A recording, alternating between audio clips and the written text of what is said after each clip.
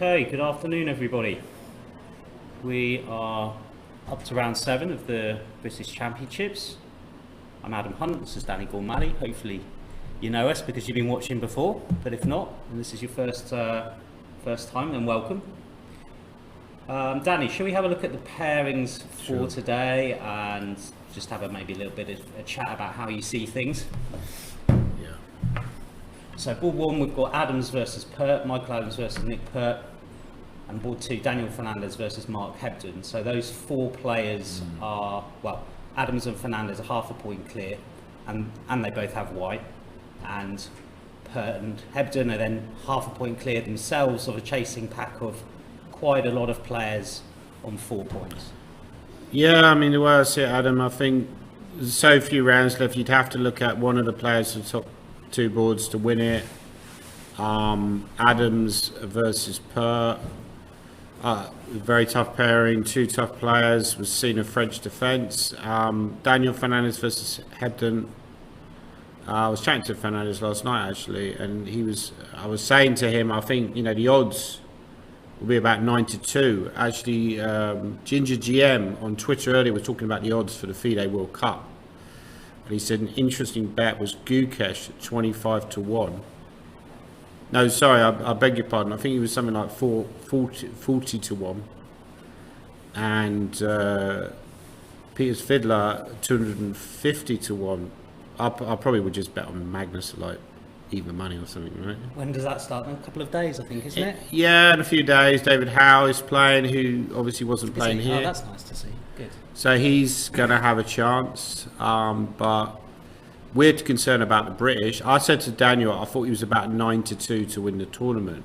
And Michael Adams, I said, would be about 1.48, 1.49 at this moment in time. On Betfair. If they were doing odds, which they're not, but if they were, I think the problem that other players have trying to beat Adams from here is that, well, firstly, Adams is the best player, which is obviously a big advantage. Secondly, he's generally, after this game, he would have played pretty much everybody. So Fernandez would still have to play Nick Pert, even if he gets past Hebden, which is a tough pairing in its own right. By the way, we've seen this variation with Knight C2, very interesting move. So now I'd anticipate the move C5 by Black. Yeah, I mean, if we just go into the chess, it's actually quite interesting how the opening has started because first and foremost, Michael Adams is not a Knight C3 French player in general. I mean, I've never seen him play the Knight C3 in the French. I'm sure he has. I'm sure he's played Blitz, Rapid, hundreds and thousands of games, but typically he is a Tarrasch player with Knight. But he knows Nick is very well prepared, so he's probably anticipating. Exactly. Or maybe he's just picked up the Harry Krishna book from the lobby. Maybe he's done that. Maybe he's done that one. He followed my advice. And also interesting is that Nick, in general, is not a 3-knight F6 player. He's a winner-ware player with Bishop E4. Yeah, clever. So they are both playing slightly out, I would think, out of their sort of generally recognised repertoire. That's right, that's a good point. I've played the winner against Nick myself. Drew against him once in a tournament in Oakham, actually, which is also where he went to school. That's right, and I believe that is in Leicestershire or near Leicestershire. Is that right? I think so. I think the it historic could be county of Rutland. Rutland, yeah, the smallest county in the country. And there was another quiz question that Daniel Fernandez posed to me. He said there's only one county, or what he thinks there's only one county, which is landlocked and only surrounded by other counties which are landlocked themselves. But I couldn't get the answer right. Shropshire? Apparently it's Buckinghamshire, that's what he thinks. Shropshire, I believe, would be surrounded by... where's Shropshire? Yeah, that Worcestershire, maybe, that kind of area. I think it would be... Yeah, it would probably next to a... Is it near to Leicestershire as well? I don't know, but it's probably next to a county. Anybody here from Shropshire? Anybody in the chat from Shropshire? Cheshire. Might be near Cheshire. Cheshire. If it's in Cheshire's on the coast, right? Cheshire's, yeah. Cheshire's. Or there is some part of Cheshire which is on the coast, right? Yeah. So Knight CE2. By the way, Danny, I've found my quiz questions. Oh, shall we read them out? Quiz questions, so Let's we just might read be them out. asking those later. I think we have to do them. They're so fascinating. Quite easy. Well, they weren't. One of them was a trick, wasn't it? Anyway, let's get back to the chess. So knight c2, very, very interesting. Like what White's doing here. He's basically going to play c3, which is almost always what you do in the French defence, or you'd like to do in the French defence to create this four-pawn chain and try and deprive Black of, because Black has a lack of space, with some squares for his other pieces. Obviously, it blocks this bishop on f1 in, of course. But at the same time, this knight might have future ambitions of maybe hopping into the squares on the king side, which could become open to him. For example, there's quite a lot of logic in certain positions to putting this knight on h5, especially if this bishop has ever moved, because then this pawn becomes a little bit sensitive on g7. So just one sort of small reason why knight c2 has been played. So Black plays c5, White played c3. Knight c6, knight f3, take, and f6. So these moves have been played at a fair rate. Yeah, Aaron Summerscale once said to me, it's another British Grandmaster, by the way, but he doesn't play that much, but he still does some coaching. He once said to me, all you have to remember in the French is play the pawn break c5 and f6. Now, I believe that every opening has its own pawn breaks. You know, for example, in the Grunfeld, you start off with the move d5 as Black, and then eventually you play moves like c5 and e5 and f5. In Najdorf, you play moves like b5. But in the French, you generally have to undermine the white centre, because that white centre is very strong. The pawns on d4 and e5 are controlling a lot of very important squares. So in order for Black to gain counterplay, it's very imperative to play these moves c5 and f6. Now, after the move f6, Adams is thinking. Generally speaking, actually, if you go back a couple of moves, Adam, instead of knight f3, the more established variations move f4, but it's a very ambitious variation where you're trying to squeeze Black completely for space. Now, what tends to happen often in those situations is Black will play f6, put the queen on b6, and then you'll often get a kind of a piece sack later, somewhere or other. Often on that square. By Black. Exactly, where White, it would try to take advantage of White's slightly lackluster development. White would play moves like g3, h4, and put the king on f2. And just to give like a point here, which is that actually this White king will often find it a little bit tricky sometimes to find shelter, because of course any time he steps on either f2, which was Danny's square, or g1, of course, when you castle, you're walking into something happening down this diagonal. So just to maybe demonstrate that, if we can, let's say for example g3, bishop to e7, bishop somewhere, g2, let's say, maybe castles and castles, then already we're seeing potentially here a big drop in the evaluation, because at a certain point now, using this pin, Black can actually just take that pawn off. And if knight takes, knight takes. But in the game, so you've gone for something else. He's taken on f6, which is a safe variation, a safe move. I mean, I imagine knight f4 might be possible here, but taking is quite safe. Safe move, yeah. Knight takes. I mean, this would definitely be the first move that I would think about here, because that pawn is... I think that's some kind of theory, but it might get very, very sharp. I mean, I have a vague memory of some Anand game once to get in this line, probably with White, but...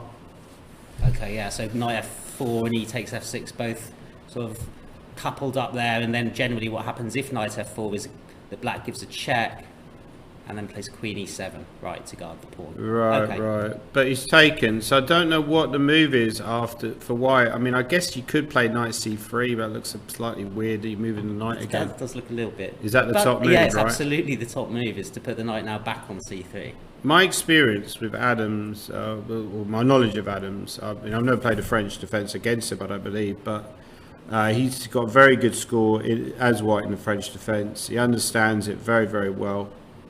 So I think this is an interesting game, interesting test for Nick Pert. We've seen him escape some dodgy positions in this tournament, but against probably inferior player to someone like Adams. Now, if he gets a similar position against Adams, you know, my feeling is he probably won't escape.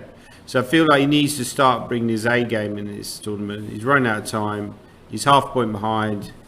A draw will keep him in it to some degree, but if he loses, he's more or less out of it. So the pressure is very much on. Be interested to see what's happening in board 2 as well, Adam. Yeah, if we could switch to that. Danny, can I just move you in just slightly? Sorry.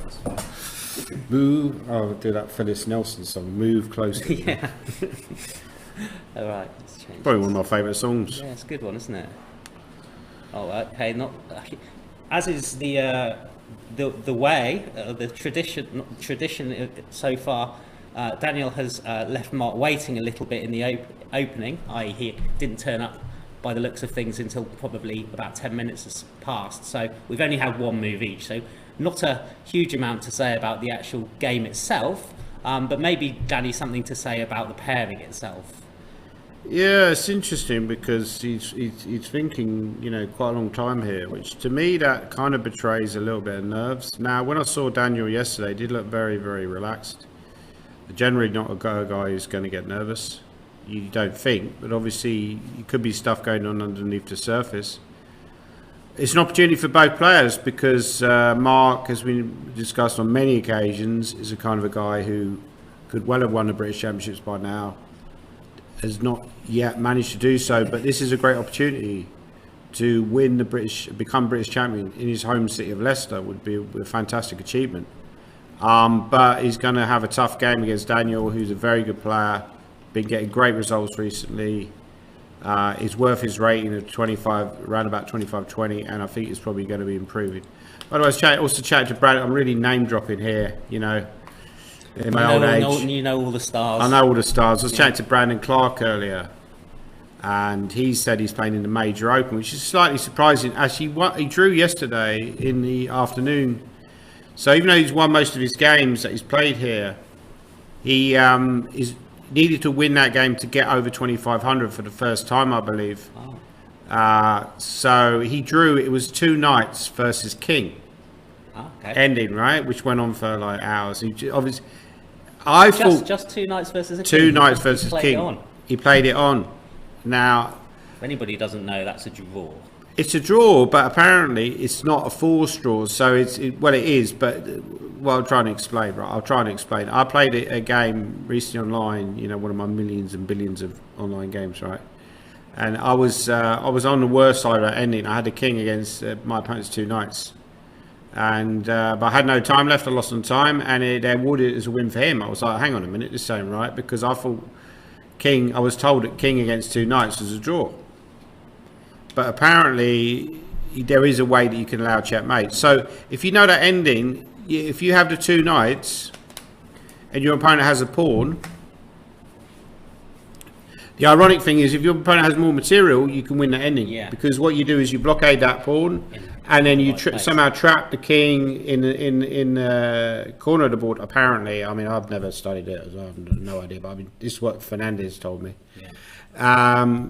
With the other king and the knight, and in the right moment you let the other pawn go, you run the knight, the other knight towards the king and give checkmate. But with the 2 knights, there is a way that you can allow the checkmate, but obviously your opponent has to be very compliant, so they have to make the wrong move at the right opportunity. But if you lose on time, you lose. If you lose on time, you lose. Yeah, and I think that would also be the case in a classical game, because you can give checkmate with the 2 knights and the king, but obviously black would, or white, whoever has the king would have to play that game very badly. Anyway, I've lost the thread of what I was trying to say. Oh yeah, I was talking about Brandon Clark. Brandon Clark's playing the Major Open. Yeah.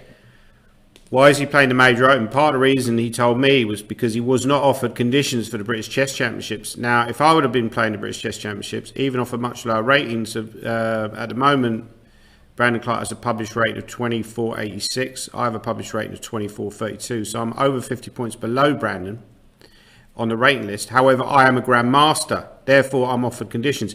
Do you agree with that? I think it's very harsh that you could be a much higher rated IM, and there's GMs now who are rated, there's like Mihal Suba, who was originally from Romania, who's now rated 1900 and something, isn't it? Yeah. So in theory he could be offered conditions. Somebody who's rated 2500 would not be. Now, was that Brandon's reasoning? Was that part of his? Well, reasoning? it's part of his reasoning that he's one of the highest rated players. He would have been the 4th seed, right? And he's not given conditions. And I would argue that is slightly Unfair. unfair. Yeah, that's why I would actually do away with titles, and I would just purely do it on rating, and I would say, look, if you got a specific rating, if you're over 2400, if you're over 2431, you get conditions, but if you're below, you don't get anything. You're going in the right direction again now, Danny. I'm going. I've gained. I'll be back up 2440 something on the next list. Watch out for me.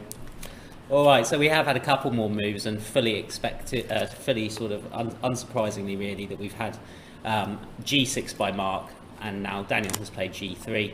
So, yeah, you're likely to get this sort of thing happening next. Castles, D6. And then I suppose we wait and see what Daniel's approach will be, whether he'll go straight into a sort of main line, if you like, Fianchetto King's Indian with D4, which we've actually seen a couple of times already in this tournament, or whether he might play a slower way, play D3, or possibly even double Fianchetto at some point and play B3. I always have a pained expression whenever you suggest B3 in those kind of positions. It just looks so wet. You don't like it? It's okay, but I don't think he'll do that. I mean, I'm pretty sure he'll go for like more aggressive variations with D4. Yeah, okay. But there's an interesting way that black can play here. So you go, let's say you castle. Actually, maybe he'll even go for the Wadsworth way, where he'll go D4, D6, and then he won't castle. Go knight C3. He'll go knight C3, which kind of... But I remember Mark suggesting to me recently that the best way for black is to play this move C5 at some point, which he mentioned, I think, vaguely from the Gawain Jones course or book. I mean, he's always been a pano player with knight C6, A6 with B8. Well, yeah, he has. Not always, but he has. But he's now obviously adapting and exactly seeing other ways. He's embracing chessable. He's embracing chessable. Okay. So I wouldn't be surprised to see him play the move C5. I think that's a good move. Here, I mean, we saw this game back Bates Jackson, didn't we, yesterday, where we had this type of thing where the queen came into D4 at an early stage and black got a very reasonable position. Jackson was doing well. Yeah, he was. There was some action with Jackson. Jackson, yeah, absolutely. So any other games that there's not much moves in this. Should we look? Maybe Jack Rudd's probably in the end game right now. Let's just go down in order, shall we? Just for now. So on board 3, we have got the game between Dong and Grieve, or Grieve and Dong. Yeah, well, they've had a lot of moves. Yeah, they have had a lot of moves. Theory hounds, these guys. Okay, so I know what the opening is here. This is an open rider pairs. Yeah. I can tell just by looking at the middle game. So Harry had this very long and interesting game yesterday, which did end up in a draw in the end. Yeah, great game. But we gave that as a game of the day. We gave it as game of the day just for the fight, didn't we? I mean, it was a great game. It was a very, very good fight. Anyway, this is Dong has fought his way back up to 4 points. He beat Julia Volovic for Julia to inflict her first loss of the tournament. Actually, she's been doing incredibly well with a lot of draws previous to that. He lost earlier in the event to Mark, and I think he lost earlier in the event to... Did he lose to Mickey? I think he might have lost to Mickey as well. Oh, Dong. Yeah, I think so. Yeah, I think you're right, mate. So he's had 4 wins and 2 losses. Yeah, that's right. So yeah, he did that game where he was white. Oh, that was that one where he played H3, wasn't it? Very relatively, that was not. I vaguely remember it. He didn't come through that game. So Spanish with knight F6. Okay, so castles, knight takes E4. So this is a Berlin defence. No. Oh, Berlin. But it looks like an open. Rather than an open. But it's kind of transposed to a position you would get in the open. Just for the sort of small. So generally in that open Spanish. That's interesting. And open Spanish is normally, it's almost exactly the same, but instead. Yeah, it transposes to this instead. So, yeah. Okay. Castles, knight takes E4, D4 is the main move. And black now in this position chooses A6, which... Yeah, I mean, interesting move. I mean, normally you go knight D6, right? You normally go knight to D6, and we get this very famous Berlin endgame where black is generally always been considered to be holding his own. I mean, there's loads and loads of games. Still the case. It's still like a big theoretical battle. It's still a an irritant to white, shall we say, for sure. Not sure about irritant, but yeah, I mean, it just generally does reduce your winning chances because there are lots of end games where white might be better, but it's still not enough to win. All right, so a6, bishop a4. I would think there about whether I could do something else, but maybe I can't. b5, bishop b3, d5, d takes e5, hits this pawn here twice now, so bishop e6 is forced. c3 gives the bishop a little bit of room to move if he needs to, because knight c5 is often played. Black's gone bishop c5. That stops the rook coming to e1, knight d2, castles, bishop c2, trying to push the knight away. And already in this position, black plays, and I'm not so familiar with the theory here, Danny, you probably much more than me, but knight takes f2 has happened, which is quite interesting. Yeah, this is some old game of Korchnoi in this line, I think. But there's something slightly artificial about what black's doing, but the general gist is that black's activity compensates for white's,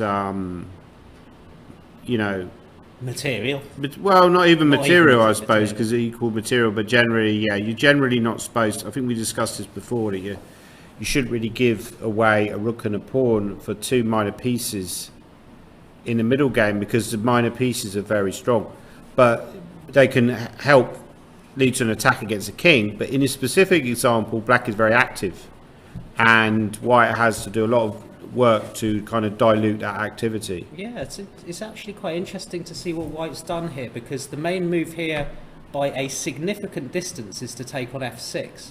Right. Harry's just given the pawn away on e5 with knight f1. Yeah, so if you take on e5, you have to take now, because So you have to take that one, because otherwise bishop e3 happens. I think Harry's another player who is kind of very sly at avoiding opponent's preparation. Okay. Right? There's lots of very sly people in this tournament. Eggy, Adams, Nick Pert, Fernandez, Hebden, everybody's very sly. It's like a game within a game, yeah. Avoid the prep. Okay, yeah. Well, black's now got 2 pawns and a rook for the bishop and knight. So white actually is threatening something here, though. If black doesn't do anything about it, then we have bishop takes h7 check and knight g5 coming, which is fairly but black fairly is, easy for black is just attacking anyway. So he's just going to play e4 anyway. Yeah. Knight d4, queen f6. Right. Okay, that threatens queen f2, bishop e3, and knight e5.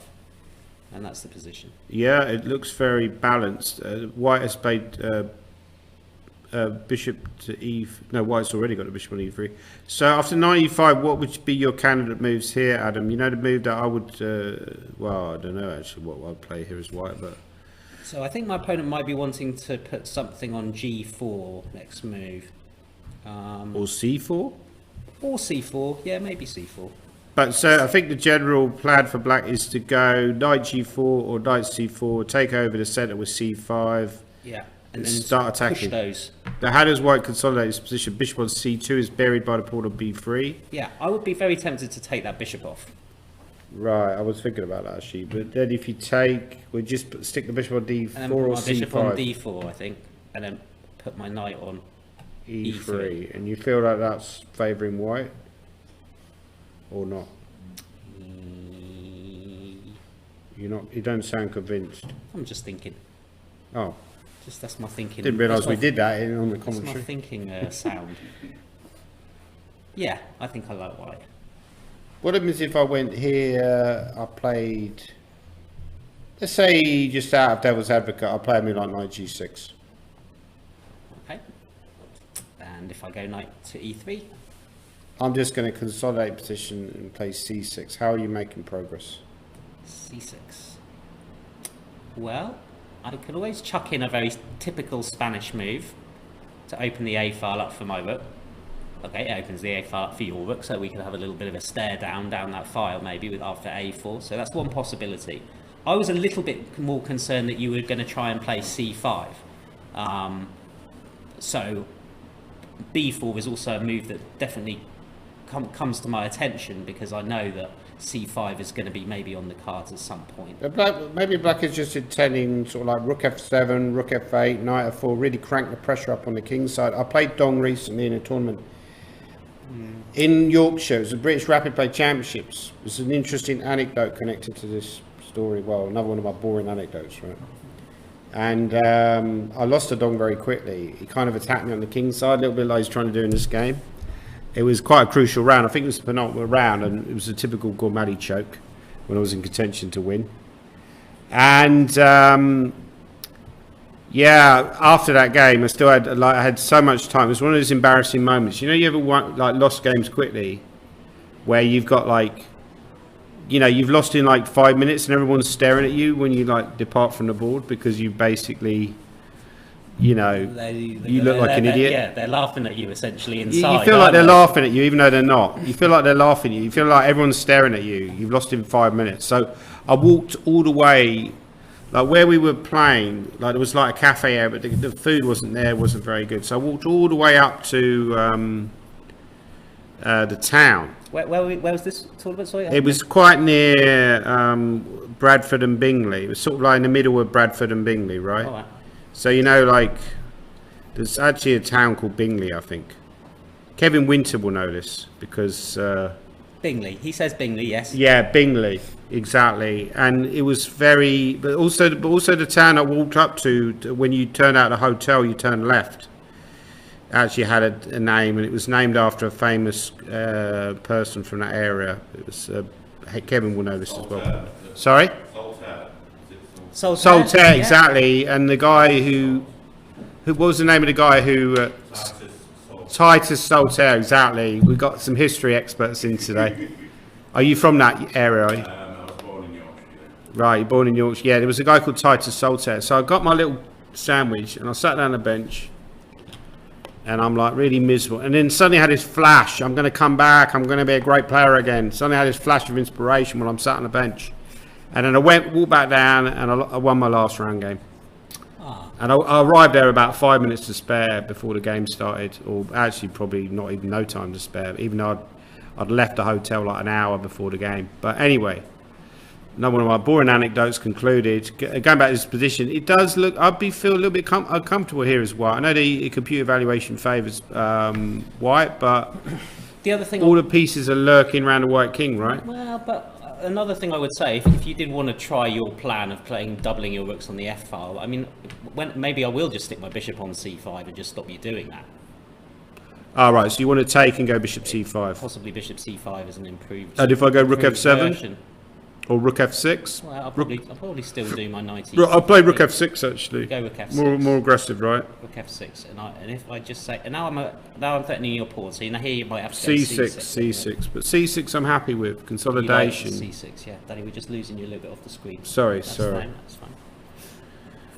Yeah, and maybe knight D7. I could just break that kind of blockade with this knight that's D7 move. definitely something to think about here. So here I would be thinking, oh well, hang on a minute, black might be going there and then following up with that one. So maybe now is the time to play this B4 move. I know it gives away that square, but my knight's holding it for the minute. And if I go knight D7? Okay, and I go bishop D4.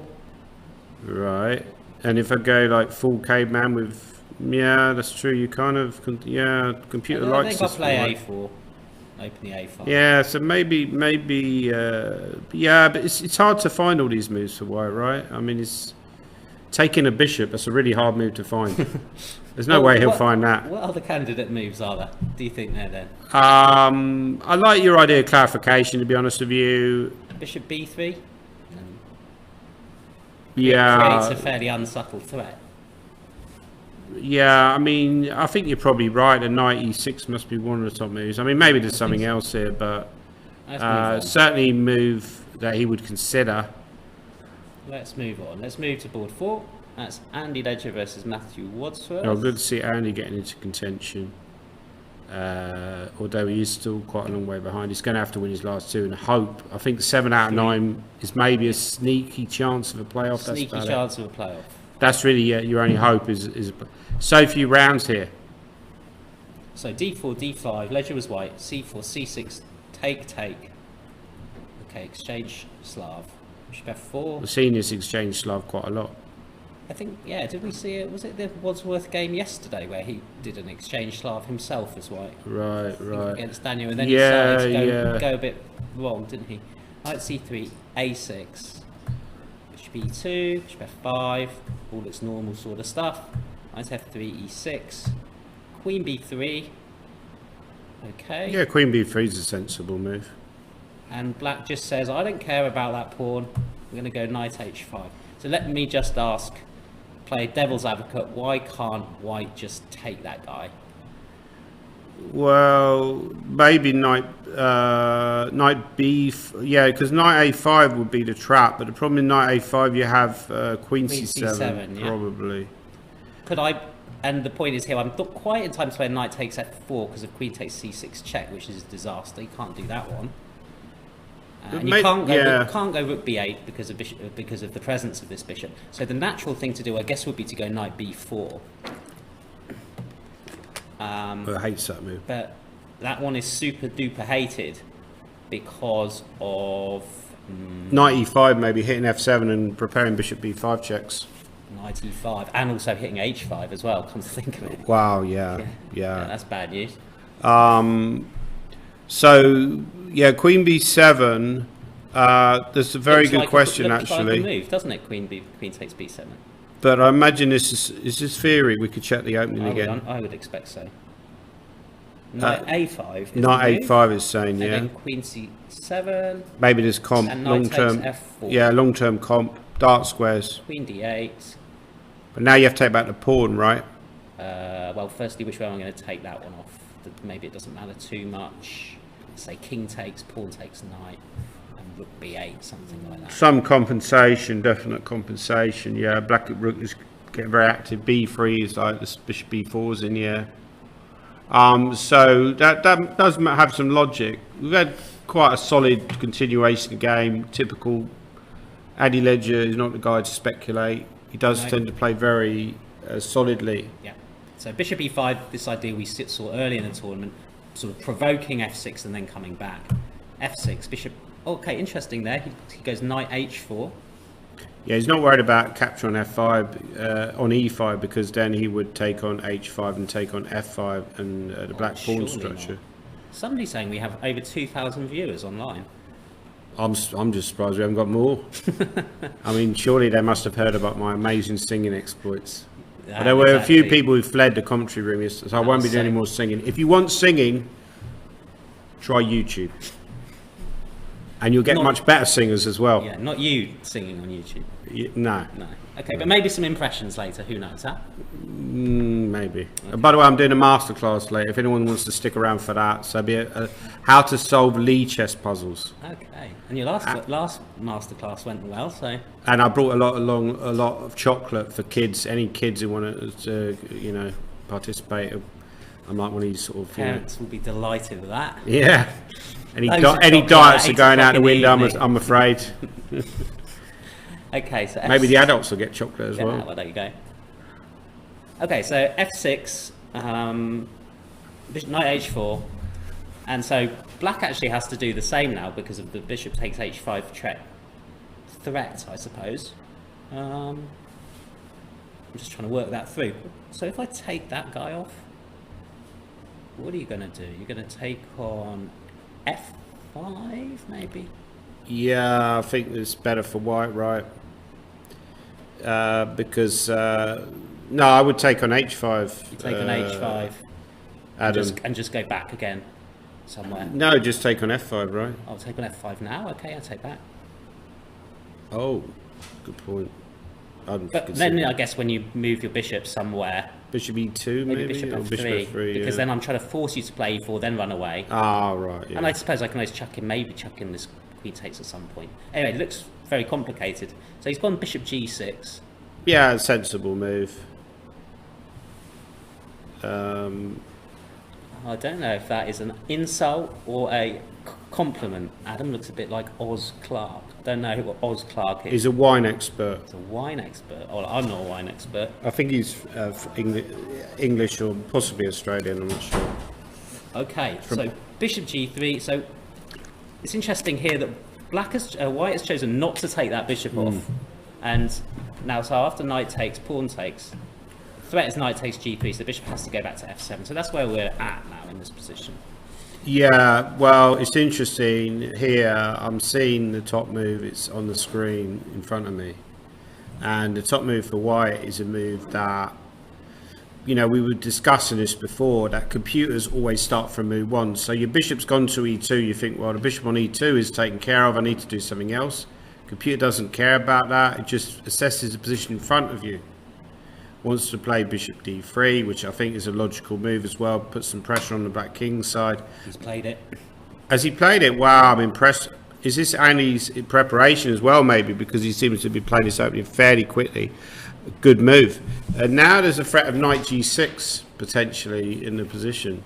Knight g6. Oh wow. Okay. So just to show that, let's say I don't know, I did something about my b pawn, like b5 maybe, and now knight g6 comes. Yeah, and if you take with a pawn, I have rook h8, and if you move the rook, I'll take on h7. So let's say you take with the bishop on g6. Let's just discuss that position. King e7. Well, in any case, White could simply take the pawn on h7, be a pawn up.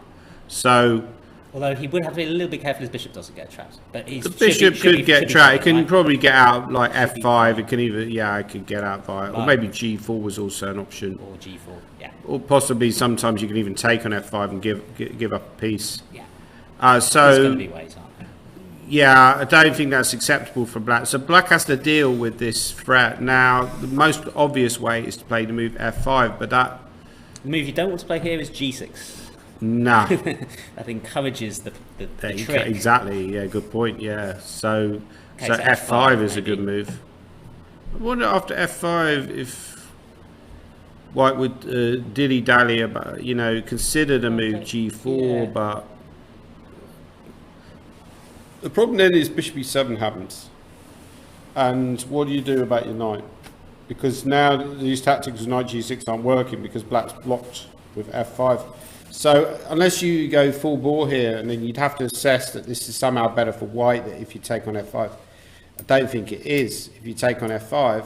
Which way do you want to take with your pawn? Probably... Well, I was thinking about taking with a knight, but yeah, maybe take with a pawn. I saw some line which looked vaguely interesting, kind of based upon what you've said already, of takes, takes, takes. You could see this in the game. Bishop e6, g3. Wow. I shift your bishop and then I go bishop g6 check. What, really? But can't I go bishop f6? Isn't bishop f6 a better square? A bishop f6. Oh, right, and then put the king maybe on e7. But also, it doesn't seem to like this idea in Doesn't general like for my White. plan anyway.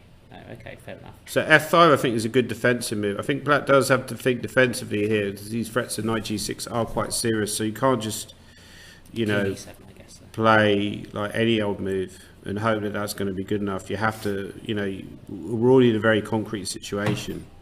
Even though, yeah, that's the thing. A lot of people switch off because, well, I exchange Slav, I can just fiddle any old move out.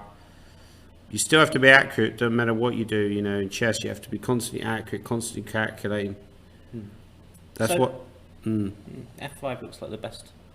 Would he find f5, and what do you think? I mean, Well, maybe- Wadsworth's a good player. I would expect him to find f5. Also What else based could on you do? process of elimination, right? Yeah. There's not yeah, much he's else. played it, yeah. Yeah, it makes a lot of sense. So yeah, interesting. Apparently f4 here, but is a move by White, which also again makes some sense. So the idea is if the knight ever comes back to, decides that it hasn't got much future on h4 and ever comes back to f3, then suddenly knight into e5. And you've still got this g4 attacking plan. So I think if White plays this patiently, he will get good attacking chances.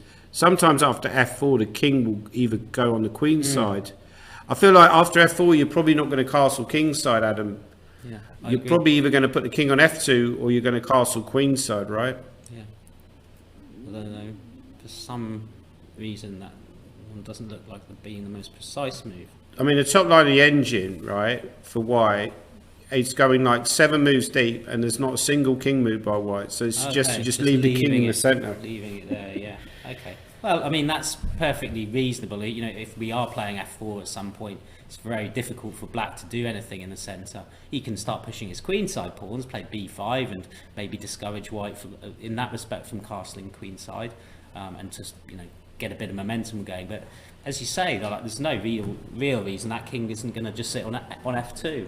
Well, there is a plan for black. Like, you can play like, which the engine kind of suggests, which is to play like bishop d6, knight a5, kick the queen back, play rook c8, which is very typical in the exchange Slav, that you end up playing rook c8, knight a5, and then you end up trying to put the knight on c4, which would already generate some quite serious counterplay on the queen side.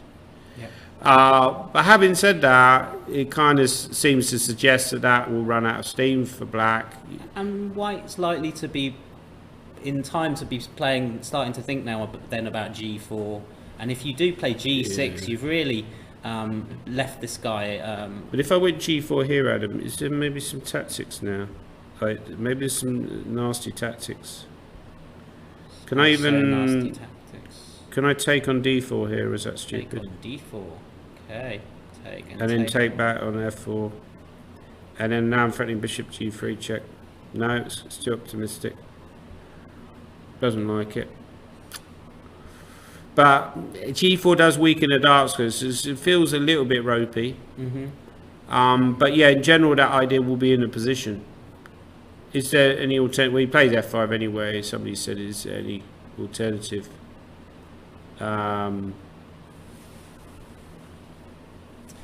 Let's move on.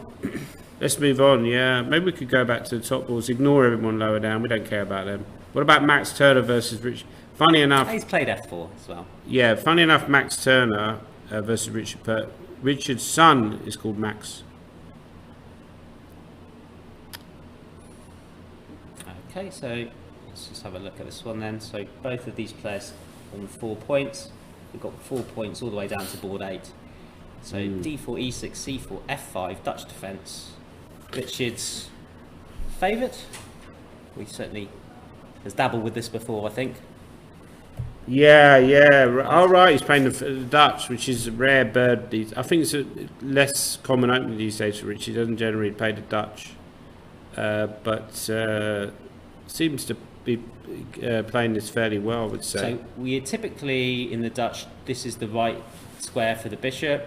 You reduce any attacking, or you try and discourage this bishop getting to this diagonal very quickly and potentially exchanging itself off, or if it's over here, then it's basically got an open view, if you like, down this diagonal. Well, it's also partly the fact that bishop on c1. If you develop the, say, if you play e3, which is a legitimate way to play, and then bishop d3, then the bishop would probably have to be fianchetted via b2. Yeah. Alternative, you try and put the bishop on f4 in the Dutch. The danger is that after a move like d6 later, that black will get e5 with tempo. Yeah. So therefore, it's a bit of a target there, that bishop, isn't it? Fianchetting the bishop like this has long been known to be one of the standard ways to meet the Dutch defence. So bishop e7, bishop g2, castles, knight c6, knight c3. Sorry, not knight c6, d6, knight c3. And here Richard plays quite aggressive move. Yeah, aggressive move with knight e4. I think knight takes. I've played this position before. I think knight e4 is one of the critical moves. Knight takes e4 by white, and then if you take, you go knight d2. Right. That is a line, and then black goes d5. Let's just show that one. Yeah. So knight takes, and then knight d2, and then black has to defend the pawn. Probably goes d5. And then I think, does white play f3 here? White can even play weird moves like knight b1 maybe. Knight b1, oh wow. But yeah, okay. maybe f3. I think I've played like knight b1 in similar positions. Knight b1 to c3, and then I've always considered this line slightly better for white, but I mean, Richard's a very well prepared player. Yeah.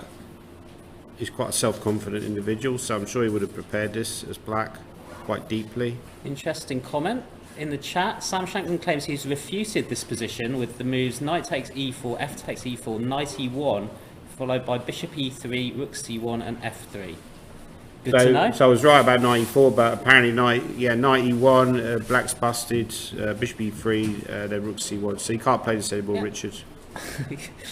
So actually, if anyone play Richard in round 9 and they watch this broadcast, then he's in trouble. Yeah, then he's in trouble. A5, as somebody's pointed out, is Simon Williams did a DVD on this opening. I think it was one of his first, if not the first, he did the Killer Dutch DVD. Yeah. Very good. Lots and lots of interesting ideas in there. A5, definitely a move. You would also expect maybe Queen E8's a move in this position, and Knight C6 is possibly a move. I'm not a great Dutch expert, but those seem to all be. I think you do well not to be great, isn't it? A pile of, codswallop. Pile of codswallop. But maybe I'm just being harsh. All right. Well, he doesn't know. Why didn't know how to refute it? Yeah. So instead, he played Queen C2, Knight takes C3, Queen takes C3, so avoiding doubling the pawns. A5, Rook D1, Bishop F6, Queen DC2, and Knight C6. Yeah, but I feel like, I was saying the Dutch is it is slightly considered to be I'm exaggerating my joke about it being Codswallop. Of course it's not Codswallop. It is considered to be a slightly substandard opening at the very top level.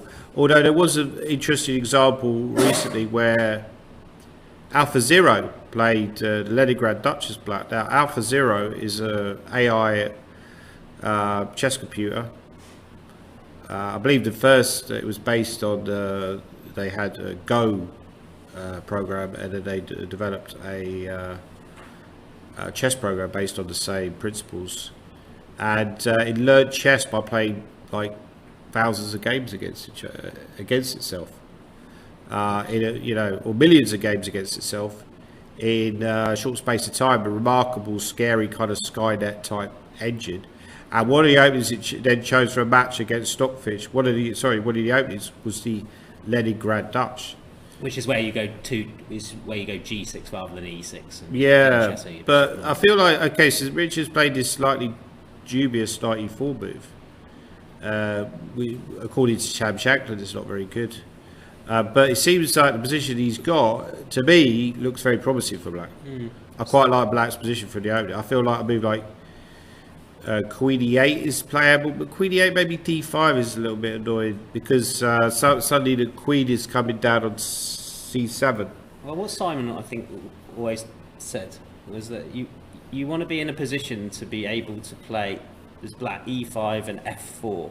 So I'm just wondering if, let's say you'd play Queen E8 here. Yeah. Could I maybe just go E4? E4 is also very, very standard, right? But I suppose it makes a little bit more sense with the rook on E1, but even with the rook on D1, it's very... Seems reasonable. Huh? Can I take and go E5 there, Adam? I just want to carry that on. Yeah, so take... I won't resign just yet. No, and then E5, yeah, absolutely, you can. And... I wish to play. And if D5, you're going to great man once said. Knight E7 or Knight D4, I guess. Yeah. Maybe Knight D4 is also a move. Also possible, isn't it? For sure. Yeah, so, the computer is giving, after A3, the computer is giving A4 is the best move, which makes a lot of sense, actually. Yeah. But I think, like with Richard, he always seems like in a bit of a hurry, right? Has he got the patience to play a move like A4? I would say if it's a weakness in his chess, is that he's slightly impatient. Sometimes gets a bit irritable. Well, we've got the great man himself in the chat. So, Simon, you can tell us all about this position and the finer details. How to last more than 12 moves with black before you get mated. Yeah. So we were saying here maybe Queen E8. I've been slagging off the Dutch, by the way, Simon. Sorry. We haven't been slagging off his DVD, though, have we? No. I've just been slagging off the opening in general. It was a terrible opening. It was basically forced checkmate. White. Your king's too open. You can't play like this. So Queen E8 looks like a very reasonable move, and I would suggest probably the move that Richard is most likely to play. Yeah, but wouldn't you be concerned after Queen E8 about this reply D5? Like immediate D5, right? Because then the knight is jumping into D4, because now you can't really... Yeah, you can't obviously do your knight B4, which was... Yeah, possibly so what the A3, plan I was think White previously. is intending to play D5 and then drift a knight into D4. I think that's the general gist of what he's doing. If Black had Queen E8 already, he could play E5 and be at least Yeah. equal. Okay. Which YA4 does make a. I mean, can I just do it anyway? D5, it's saying Knight B8. Knight B8. It's a weird move. Not Knight A5. Oh, Knight A5, Knight Queen A5, I can A4. take your pawn. Yeah, which has been annoying. But Knight B8, long-winded idea of going around to D7 or something like that. Yeah, okay, but then I could take and go knight D4, Yeah, it's looking pleasant for White, right? which means you'd have to part with your bishop, wouldn't you? Well, I could play Bishop C8. Well, you don't care about that one? Well, there's it's- B. No, there's no B2. there's no No. B2 because of the check. Well, let's say I took. I mean, how bad is this? I take and then I just go like Knight C6 or Knight something. C6. You know, I'll just play chess. That's what we're here for, to play chess. We can worry too much about positional concepts. Yeah, but now the problem is that C4 is weak, so maybe somehow I can target that. I'm not sure how though. Knight E5. 95 C5. Oh, but then Bishop B3. Right. Yeah, knight E5. Or knight A5 maybe also. Knight A5 is Guards the pawn. yeah. Although I am going to be able to play bishop. I am going to be able to play bishop D5 to save my pawn. But GingerGM said, or Simon, I should what were say. the last 5 moves to the current position? We can have a look, Simon, from the start if you like. He said he had this against Chris Ward at the British 13 years ago. Now, 13 years ago, it would have been 2000. Let's test my memory. 2010, was it in something like Sheffield or Torquay? No, Canterbury maybe? What year? 2010. Yeah, that was Canterbury. Canterbury, yeah. Chris Ward doesn't play. Someone was mentioning Chris Ward on the commentary yesterday. Chris Sorry. Ward doesn't play that much these That's days. as far as we've got. No, although he does often play the British.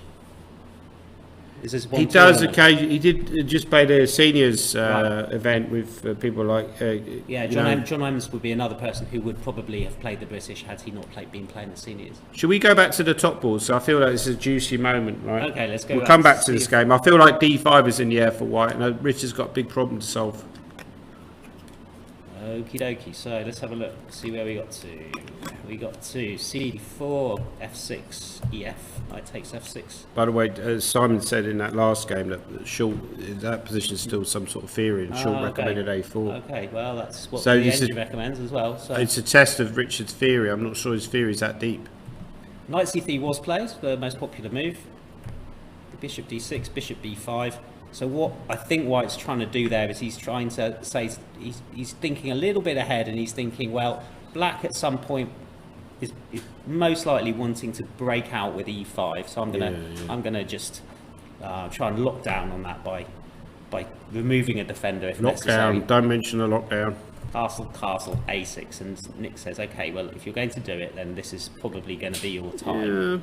Yeah, I mean, there's actually kind of a nice move, A6.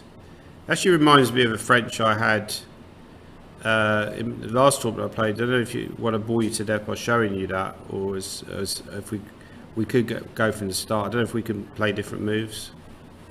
Are we allowed to show a slightly different French? Yeah, of course we can. Yeah. Yeah, We can so- do whatever we like. So you want to go back right to the start? Yeah. So E4, E6, D4, D5. No, instead of knight C3, I went knight D2. Yeah. Knight F6, E5, knight D7, Bishop D3, C5, C3, knight C6, knight GF3. This is called a GF3, universal yeah. variation. Yeah, and then he went G6. I castled. Bishop G7. Rook E1. Castles. Yeah. Okay. Have a guess what move I played here. This is why this kind of game is reminding me slightly of this. Which looks Bishop B5. very counterintuitive, right? You know, like it was engine move, right? Engines are like, humans are not playing Bishop B5 because we've already written that bishop off. But it looks counterintuitive because it looks like you're just about to strengthen the black centre, give them the 2 bishops. Queen B6, right? And I was still following my preparation. Funny enough, I'd been looking at this. So I'd playing against a Belgian-based GM called Alexander Debagardze, who's originally from Georgia. I took on C6. B takes c6, b4. Very dangerous idea for black, because the black bishop on g7 is no longer guarding the dark squares on the queen side. So if you take on d4 and take back, queen b4, a4 is quite dangerous for black. Already the engines stay like +1.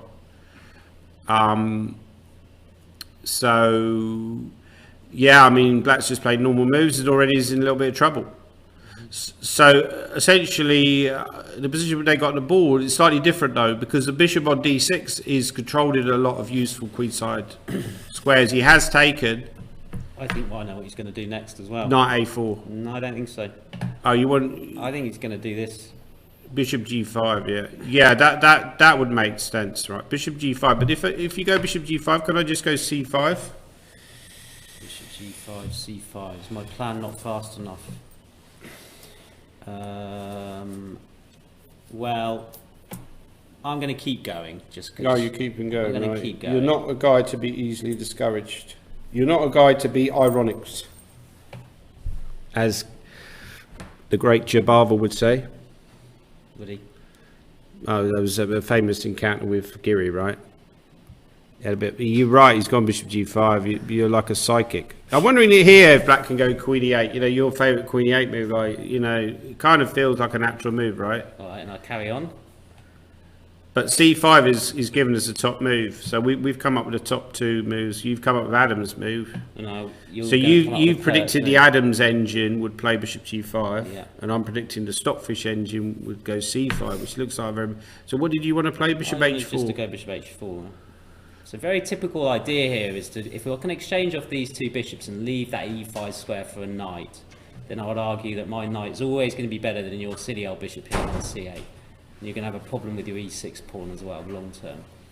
So, you know what? I feel like Adams would be happy with a draw in this game, because I feel like he probably just thinks he's got two weekies to come, right? Like two 24-30s at tops. So you don't think he'd be happy? I mean, I'm not saying he'd be happy with a draw. All I'm saying is I don't think he'd be gutted if the game's ended a draw. He would not think that Fernandez will score 3 out of 3. It's a big ask. But of course, it's a big ask, yeah. It's a big ask. It's not inconceivable, but I feel like he'll think that 7.5 or 7, even 7. You know, I was predicting 7. People were laughing at me, right? People were falling about in the aisles. People were falling over. They would say, "Oh, what are you talking about? Someone's going to get 8. Someone's going to get 8.5." Well, I was laughing at you. You were laughing at me. People were falling apart in the aisles. But it's starting to look like 7 could be a playoff, right? It's hard. You know, I've never scored anywhere near like 7.5 out of 9 in British. It's so hard, but obviously it's so difficult to do that. But someone like Adams is obviously conceivable. You know, he's still got a chance to get 8. But bishop g5 is a good move. There's quite a lot of comments in the chat, and we did actually talk about this previously. Who is the GOAT of English chess? For those of you who don't know what a GOAT is the greatest of all time. And the names being bandied about are Nigel Short, Mickey Adams, John Munn, Luke McShane possibly. And I think me and you put this answer to bed earlier, didn't we, in the tournament? Well, we both think it's Adams. Well, I mean, the thing is, you play against these guys; they're all very good, right? Nigel Shaw was, well, still is. He was a great chess player. Yeah, I mean, absolutely. I played Nigel as well. You know, he beat me in a tournament in Liverpool a few years ago. He still plays quite a lot online. He plays under the on chess.com. He plays under the account An Honest Girl, I think, which apparently is some kind of anagram of his name. Actually, Nigel Short was once asked, which chess player would you least like to spend, be cast away alone on a desert island with? Nigel Short? Nigel Short was asked. Yeah, and did he say himself? No, he said me. Oh, it says you. Oh, Yeah. Okay. So, which is understandable. It would probably be depressing to be alone on a desert island with me, but, you know. Yeah. Hopefully that never happened to you, Nigel, if you're watching. But no, I mean, there's lots of great players in English chess over the years, and I do think that's a golden generation. People like Adams, Shaw. I do think that Adams is the best, unquestionably. You look at the rating; he got to 2760. But Yeah, so bishop d5. So let's say after your move, bishop h4, rook b8 is a good move there, isn't it, Adam? That looks like a very No, c5, right? Bishop C5, h4. bishop h4, and then rook b8. Rook b8. What are you doing? Like b3? Are you engaging full wet mode with b3? Prefer not to. Maybe I want to take on b4, and then when you take back the queen, I've got a rook b4, right? That's why I was going to about to play knight a4, Wow. and I realised that that's exactly what you would do. Well, yeah, I would, and do it with a gleeful look on my You face. would do it with a gleeful look. You'd go, silly old Adam. He's blundered a piece. We haven't quite blundered a piece You there. haven't quite blundered a piece, but I've got not a looking very terrible comfortable, position. right? Yeah, agreed with you. Yeah. Okay, so all right, let me engage full wet mode there and go b3. But now I take on d4 anyway, and if you take back the queen, I'll still go rook b4, and still claim that I've got a very good position. Yeah, that seems really, really sensible. So maybe my plan is too slow to play bishop h4 then, in which case can I instead maybe just try and just play a little bit more slow, a little bit more kind of positionally, and just keep control of e5 a bit better. It's hard to play this position as white, I would say. I mean, you know, is it possible? I mean, we could see an upset here, and Nick could even win with black. I mean, would that be a ridiculous outcome? It's of course possible. I mean, he should be in his prime, right? I mean, Nick Pert is how old? He's like early 40s, right? Yeah, 41. Well, Adams is a little bit older, so there is a slight edge in terms of age for Nick as well. Maybe this is the time where you should be thinking, look, I've won a British, but now I've got a chance to really dethrone Adams and become like the top dog. The goat. The goat. Yeah, I'm the new goat. Goodbye to the old goat. I'm the new goat, right? Yeah. Okay, so interesting to see how Pert plays. I like c5. I think it's a move that makes a huge amount of sense to try and... yeah, I would auto play c5. The fact that he's taking so long suggests to me he's very nervous. Or possibly rook b8 what's first. he thinking about? I guess the problem if you go rook b8 first is now I definitely could go knight a4.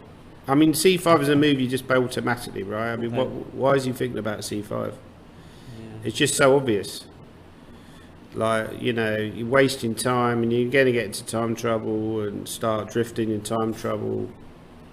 I don't know. I mean, I think he's nervous if he's taking so long over playing c5. It's funny how, like, there's moves that we play in, like, 1 minute chess on 9 that we're going to spend, like, ages on 9 that we would just play instantly in a bullet game. Let's have a look at board 2, because we've had quite a few developments there. And so after knight c... So actually, Danny, this did happen. Yeah, I predicted with c5 because I think he's been looking at the Gawain Jones course on Chessable. So we had... I think we left it... Oops, sorry. We left it around this point. We kind of expecting this... this approach, knight c3, so this is what Wadsworth did earlier in the tournament, trying to just wait one move before castling, and Mark has played the c5. Good move, I think. Take, bishop e3, and interestingly in this position he's decided to gambit that pawn on c5. Now that's quite a well-known idea in the King's Indian, but not necessarily...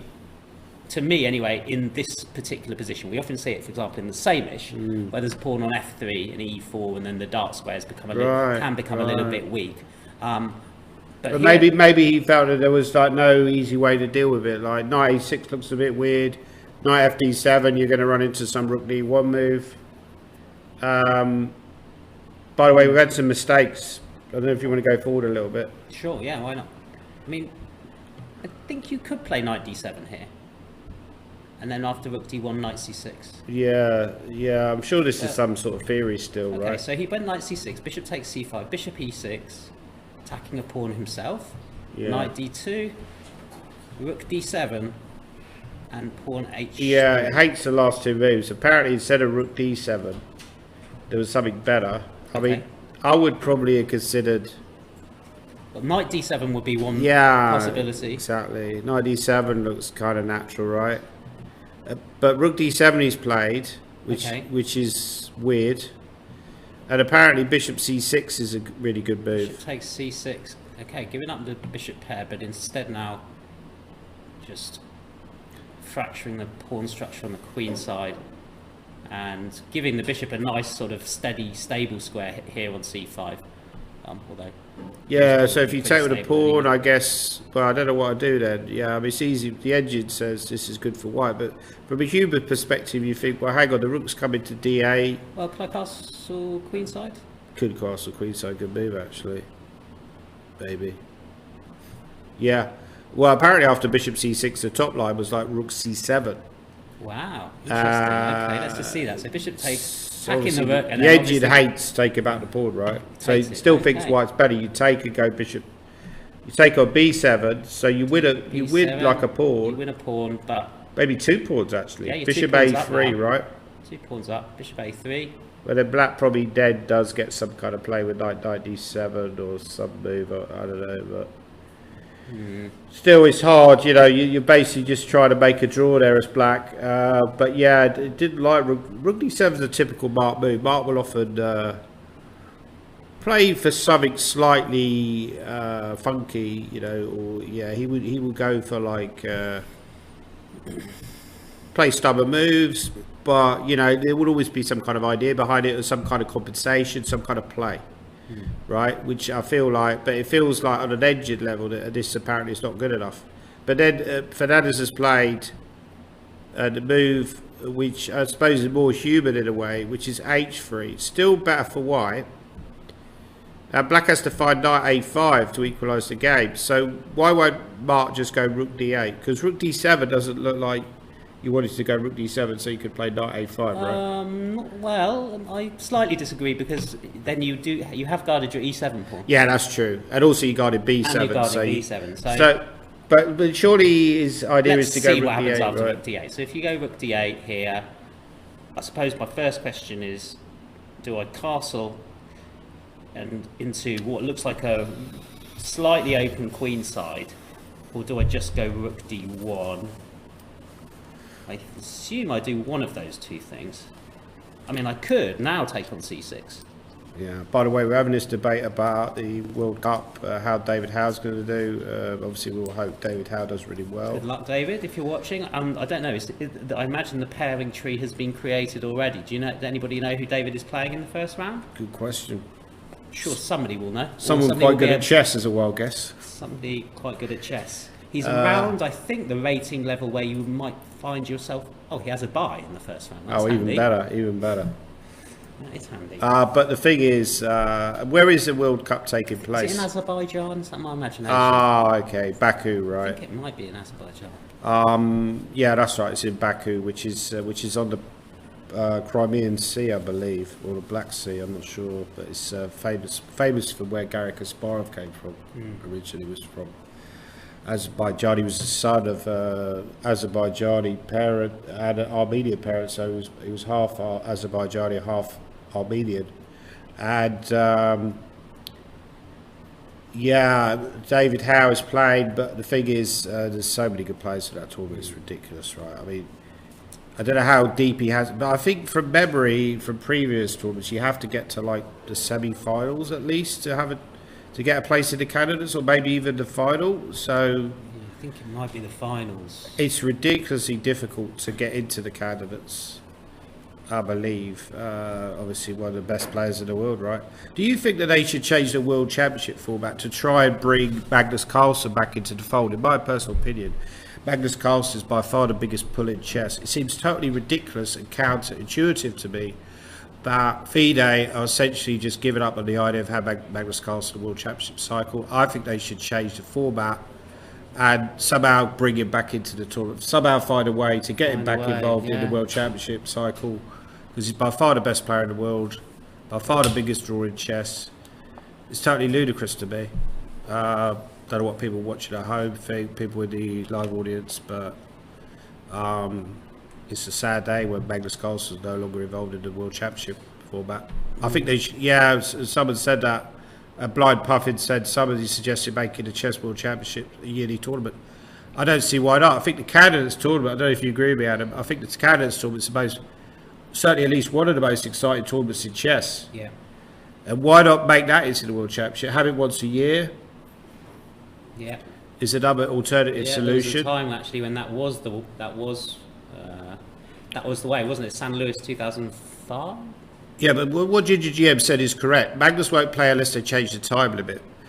But I think what Magnus also means, because I saw an interview recently where Simon brought this up with Magnus directly, and he said, you know, are you ever intending to play in the World Championship in future? But he didn't say anything about not playing classical chess, did he? So he's still interested in classical chess.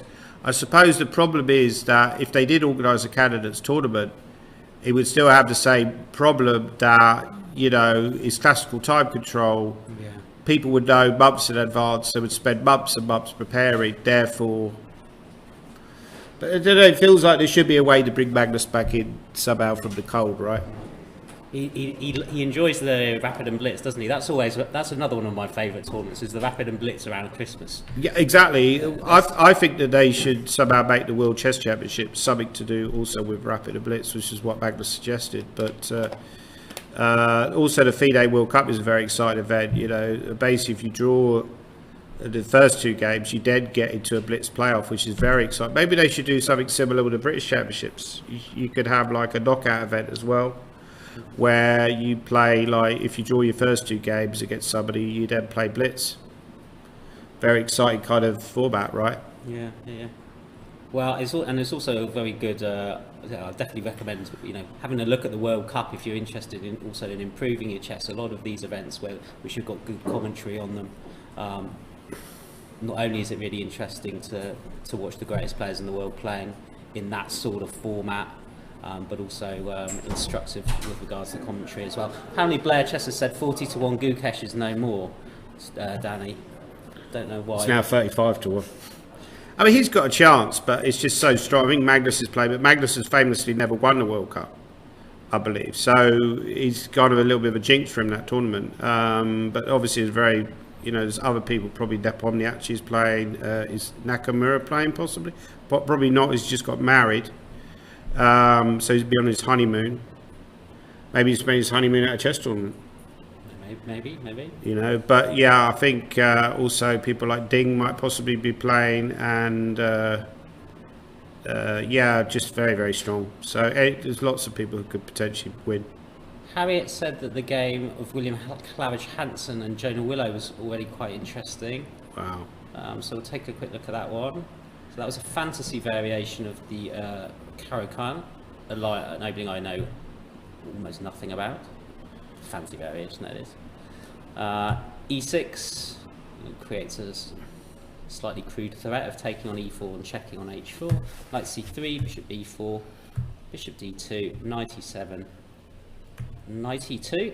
Okay, this move again. Yeah, 92 is quite. I mean, I wouldn't consider that move. I thought in the fantasy variation you normally put the queen on D3. This whole idea of going Bishop D2 and Knight E2 is very unusual to me. So yeah, he could have done that here, right? Yeah, Queen D3 is more typical as far as I'm aware, but he's got Bishop. Jonah knows a lot of opening theory. Bishop D2. The only problem with this one is possibly B6 and Bishop A6. Yeah, I think Black is fine in all these variations. He's gone Bishop D2, which is also interesting move.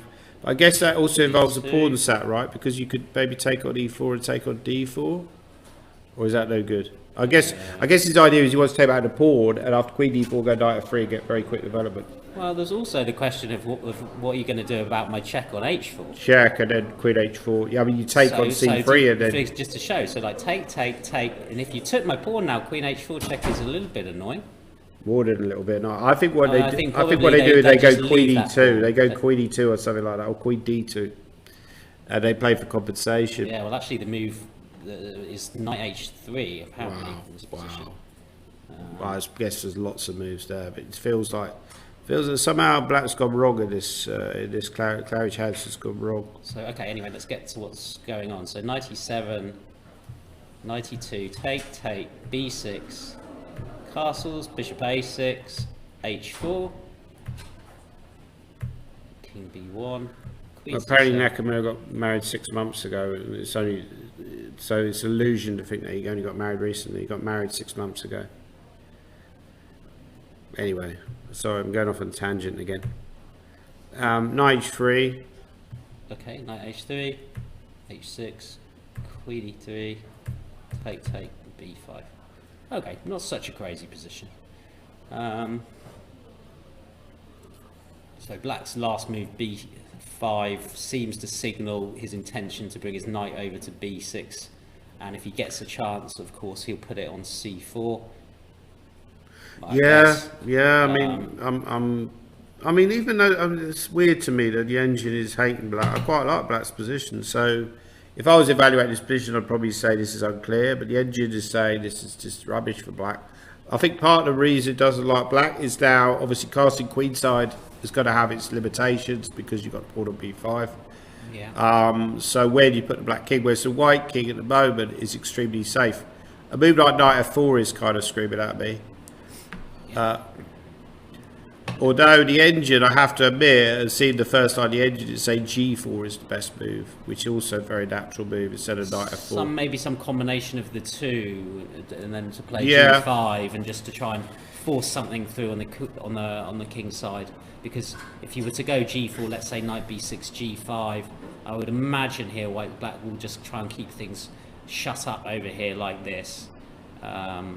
Right. So if I instead can have the combination of the two, then that might work a little bit better. It's even saying just go h5 first by white and then just push through g5. Oh, h5 as well, yeah. Like, let's say, go back, yeah, like, so like g4. Knight b6. Just go h5. h5, and then play because g5. f6 is too weakening, right? You want to shut down, then I will go knight f4. Yeah, if f6, knight f4, and then this pawn obviously has to be defended. Might be some other way really for ugly. me to get to yeah, you. Maybe I'm starting to take on e6. Yeah, breaking through somehow. So you castle. Let's say you castle, for example, in that position instead of f6. Yeah, of course. Let me just get Sorry, that. So yeah, castle. Then I just crudely G5. go g5, and if you take, I take out the knight. Yeah.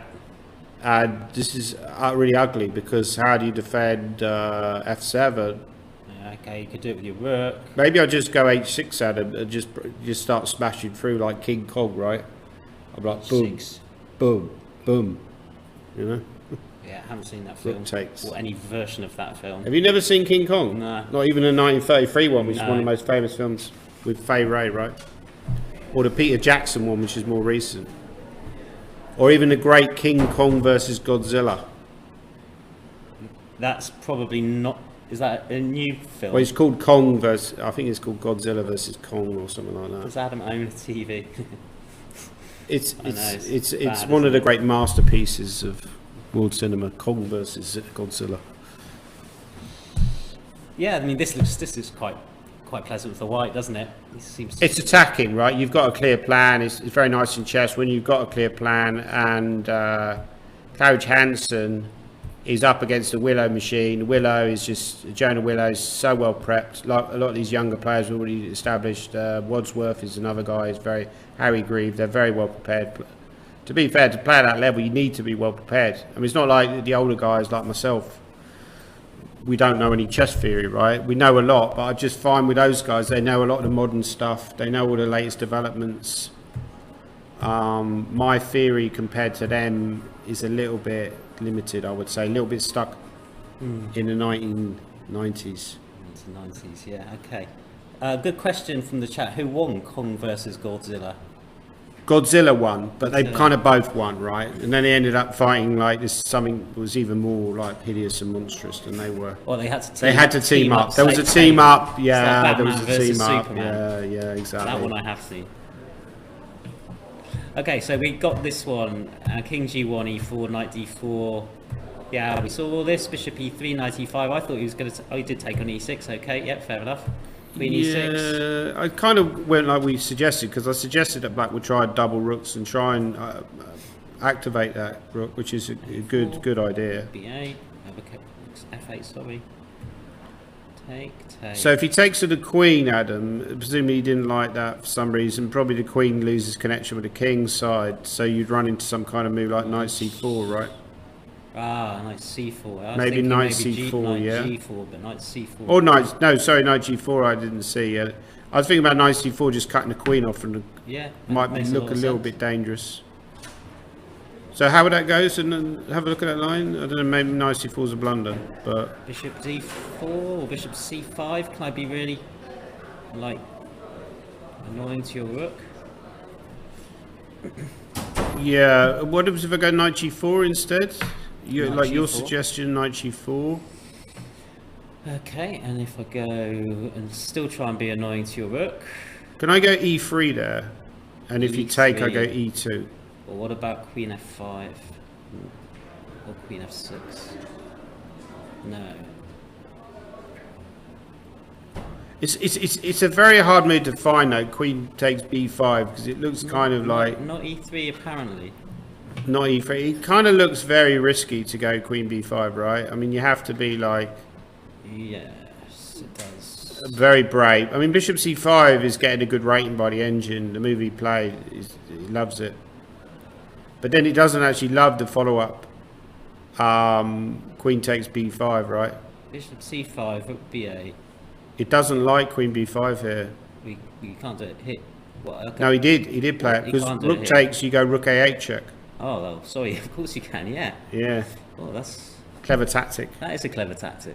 But sometimes you get lured into this because you see this clever tactic, you think, right, queen b5, that He's must be a missed good it. move. He's missed it. He's played rook b8. He's missed queen takes b5. Yeah, it's possibly what he was thinking. But actually, I reckon a better move would be if you go back a move.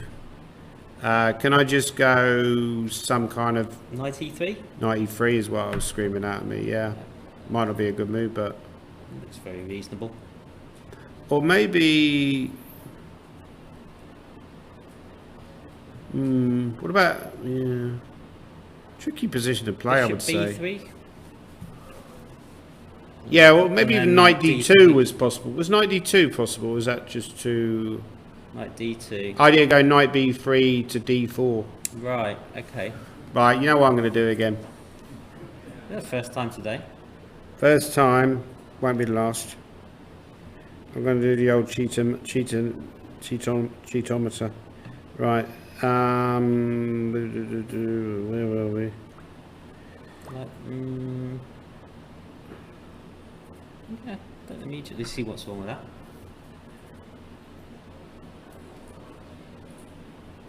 Thank you, Cheskabitza, for subscribing. Oh wow, the best move here. Instead of knight, well, you actually mentioned this idea already. Instead of knight d2, right? b4 is a crusher. I'm sure it's not Crusher. Well, it's plus 1.1, which is pretty much game over, right? At this level. b4, just shutting black down. Okay, so that does stop this knight d7 c5, which might be why, let's say, what I might do against that one, for example, yeah? Yes. Yeah, okay, that makes some sense. Alright, so where are we up to? So queen takes b5, knight d7, queen a5. So white is now... Well, we've got these bishops, we've got these pieces versus rooks. There's a rook and a pawn versus two minor pieces. Yeah. But the queen has stepped away from the king's side temporarily. Queen a5. So I feel like the candidate moves here. I would be thinking about is knight e5, but mind you, knight's just come back from that. So I don't know if that's a good move or not. Maybe just take is possible. I mean, I feel like taking is certainly possible. Yeah. And then some kind of move where I'm even trying to attack Could on I also- b2. One question I had was, would it Just be... take the pawn now which one do you mean? on b2. Possibly, yeah. Because in queen a8, I have knight f8. Oh, Yeah, well, the queen- top move is rook b2, Oh, yeah. queen a8, you have rook b8. Or rook b8, yeah. The top move is rook b2. And that just apparently is just about equal. So if I take on c7... Yeah. But maybe you just grab on c2 That's and no good. there's nothing. It's no good. Ah, you just grab my bishop. Yeah, because always got this knight f8 move. Yes, you have. So you go knight e3 and it continues instead of Yeah, queen. knight e3 holds the bishop. And the Yeah, pawn. you Seems take sensible. on c5. Take on This is quite c5. tricky to find all this. But then g6. And g6 because you want to give your king a square, of course. But Yeah. why g6 and not h6? Looks a bit strange to me. I guess you're just not in the line of this bishop, which is 1 point. Yeah. g6. And I could check you, but you just run away. And I can't take on d5 at the minute because my knight will be overloaded. I could see something like this happening actually. Yeah, I mean, I think that white is better in a practical sense, but c4 at some point Yeah. interests a couple of the people in the chat. yeah, it mentions that on the computer line. Like, at some point, white tries to break out the pawns of c4. Somebody mentioned King Kong. You get these kind of questions on. Have you ever checked out that website Quora, No. where you get all these silly questions like, would Mike Tyson's prime win against the silverback gorilla? There's a famous story where Mike Tyson went to Brooklyn Park Zoo with his wife at the time, Robin Givens, and he saw this silverback gorilla bullying its kind of, its cage mate, shall we say. Right. And he tried to pay the zookeeper $10,000 to let him have a fight with the silverback gorilla, which was declined Okay. because he didn't like the way it was bullying its cage mate. Do you think he would have stood a chance against the silverback gorilla? No. No, I don't think so. It's not guaranteed that the silverback gorilla's mates would have necessarily taken taken Mike Tyson's They side wouldn't have anyway. been cheering him on, perhaps. No. Okay. So this one's set in this position. Ledger and Wadsworth we looked at. Well, the Nick Pert game is still very sharp, still very unclear, like what's going on there. Might be worth going We'll back there come at back some to that. point. We'll just have spend just very quickly on this one, and then we'll come back to the top board. So this was this Slav, and we were wondering about f5, f4, which is what happened. And interestingly, here Matthew played g5, Right, and after the knight comes back, he played g4. right. So he's kind of clarifying things there over on the king side. Mike Tyson knight owned a e5. pet tiger. Sorry? Apparently, Mike Tyson owned a pet tiger. That's right, he owned a pet tiger. That takes e5. D takes e5. And when asked how he lived with such a dangerous animal, the tiger gave no answer. I'd rather take on a gorilla than a tiger, I must admit. Yeah. I'd probably rather. I would like to see a race between a cheetah and Usain Bolt. My money would not be on Usain Bolt.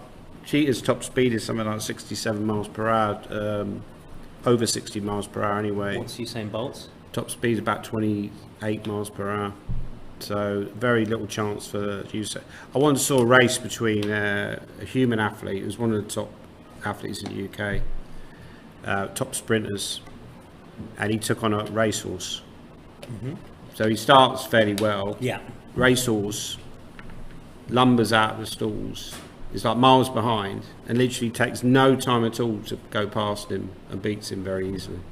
So there's a huge difference between the animal kingdom and the human kingdom. We are at the top of the food chain because of our intelligence and our ability to avoid confrontations and fights. Fights with tigers and gorillas. Exactly. At times that you shouldn't be doing it. Okay, so black's gone bishop c5, and white presumably has to decide how he's going to guard his e-pawn, if at all, or whether or not he's going to try something a little bit more funky, like I was thinking of something just like knight e2. Right. And if I just take? Then I was going to take on f5. Wow. But is that really getting you? I don't know the way you're giving it a dart square, so I feel like it might be playable. If I go queen a5 there, King f1. and then if I drop the bishop back to b6, I'm going to line up some kind of not queen c5 idea.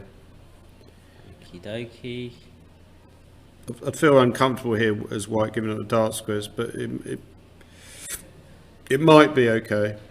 You just feel like the whole position is very fragile and vulnerable. Yeah, I could move my bishop back and I meet queen c5 with king back to e1. But this position, white is controlling to a certain degree in the initial position. but apparently you can play king e2. King e2, right? Which okay, looks more natural than king f2 because then you're walking into a pin. Yeah. Now, yeah. So then black has no immediate way. So if you try some kind of funky stuff with d4 here, well, I guess you could actually. I mean, one very reasonable suggestion from the chat was we can always throw in for white if we wish to queen a4 check, because you don't have a way of. Is that true? Well, yes, it is true, isn't it? You don't have a way of blocking that check. Oh, because you got some tactic would be bishop takes. Yeah. Right. Okay. Yeah. So this would force, I think, the king to move, but that's not necessarily, I don't think, a bad thing. It's just King's probably very going safe to on go g7. over here. Yeah. Well, so I was wondering. So that just brought me back to this position, Danny, and wondering if I could maybe use it here instead, but I don't think it's Maybe knight a4. Knight a4 knight maybe. a4 is irritating. Yeah, to say the least. Probably. Knight a4, and if bishop a7, you can play. Not so obvious. Maybe we could just queen b7 greed. Greed is pure good. greed, yes, possibly just pure greed, and that just means that you can't play that one as well, which is pure greed. It looks like it might be the way forward. Yeah.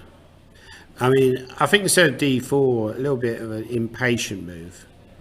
I would like to play this plan of king f8 to g7, but the problem is it's very slow and you're dropping b7 a long way. So apparently the best move is just a castle. Really? It's just a castle. And then the idea is, you know, a lot of people, they're trying to overthink it. But here, you know, if you look at the black position, it's very promising, you know. The white king is in the centre. So although white has no danger, immediate danger, you know, in the long term, black could easily break through if white was a bit careless. So castling is a very sensible suggestion, and black can, you know, if white tries to double rooks on the h file at a certain point, then we go king g7 h5 and we shut white down. Unless I put my rook on h6, of course. But rook h6 But then is, you just play bishop g6. yeah, I mean, I should be able to nullify any threat on the king's side fairly easily. Yeah. So it gets very positional. Apparently you're supposed to go knight a4. Knight a4, okay. Hit the bishop, hit the bish. And if I go back to a7, will you take my pawn again? You probably will. So the best move is just to go b6. Very tough to find all these kind of engine moves, right? b6. Yeah. You know, this is why people make mistakes. Is they just can't follow the engine lines, right? Like they just end up making like moves that the engine thinks are rubbish. And that gives opportunities to their opponents. And Doesn't then make they a certain amount of sense in this position, in that I think you probably will be just having your pawn taken if you don't do anything here. I mean, exactly. Let's say bishop a7, just like our previous. Yeah, a lot of people position, wouldn't care about material, right? But I think you should care about material. These pawns, you never get them back again. You know, you take on b7, and in the end game, you're going to suffer. Kevin Winter asked an interesting question. How many competitors in the British this year? How do the numbers compare to previous years? Has Leicester proved popular? Well, so the answer to the question about how many players, from what I was reading, I think there's over 1,400 entries. Wow. Which is a record. Wow. So in that respect, excellent. Now some of those are dual entries or triple entries. So there's not 1,400 people here. Triple Salcos. But right. There's something I think in the region of 800 people here. Yes. So that's right. To answer that question, from what I was reading, the answer is yes. It has proved popular, and it's a good turnout. In the British Championships itself, I think it's about 65. Somewhere between 60 and 65, which I think is about normal. So I think they'll come back to Leicester at some point in the future. It's proved to be a very popular British chess jam. It's a very nice venue, very modern venue, very good facilities here. And, you know, in the town there's lots of restaurants. We went to a Mexican restaurant last night. And generally I've been eating by myself a lot of times because I don't have any friends, but occasionally I bump into chess players. Me too. And force them into... There's lots of... Leicester's famous for Indian food as well, by the way. Yeah. It's got quite a large Asian population, you know, so there's lots of very good Indian restaurants in Leicester. Chinese places as well. So yeah, it's a nice place. Leicester. There are a few unsavoury characters hanging around the town centre. That's just the chess players. I mind you, I did that joke yesterday. Did that so. yesterday. Do it again, why not? Yeah. But okay, so yeah, this is our position. We're kind of expecting a king move, I think. Yeah. King e2. Should we go back to the top boards? I reckon we should Sure. focus on the top boards today, because who cares about Andy Ledger versus Wadsworth? No one cares about It that. looks like Harry Grieve is winning. Wow. So we might take a look at that one. But okay, so we had look, Danny. Playing my plan. Yeah, I did say that Queen e8 was like very natural move, and apparently, but you know, he didn't play my c5 move, right? He didn't play your c5 move, which I'm a bit surprised about. The But knight it's h5 okay, makes what a lot he's of done. sense. So this It's is okay. so that was the point of Queen e8 is mainly was to break this pin so that now after knight h5 you're not in such an easy position to just trade the bishops off.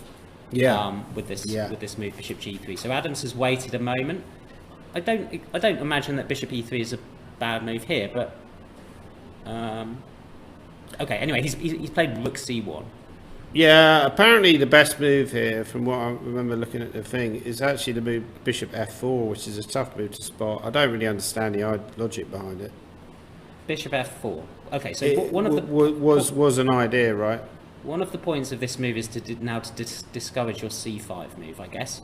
So if we played c5 now, I think we're probably just going to walk into pawn takes and knight takes d5. Yeah, and although you have bishop Although it doesn't f2, lose a pawn, it's a bit well, sticky. it does lose a pawn, doesn't it, actually? Oh, right, there's Yeah, material hanging and it's bad.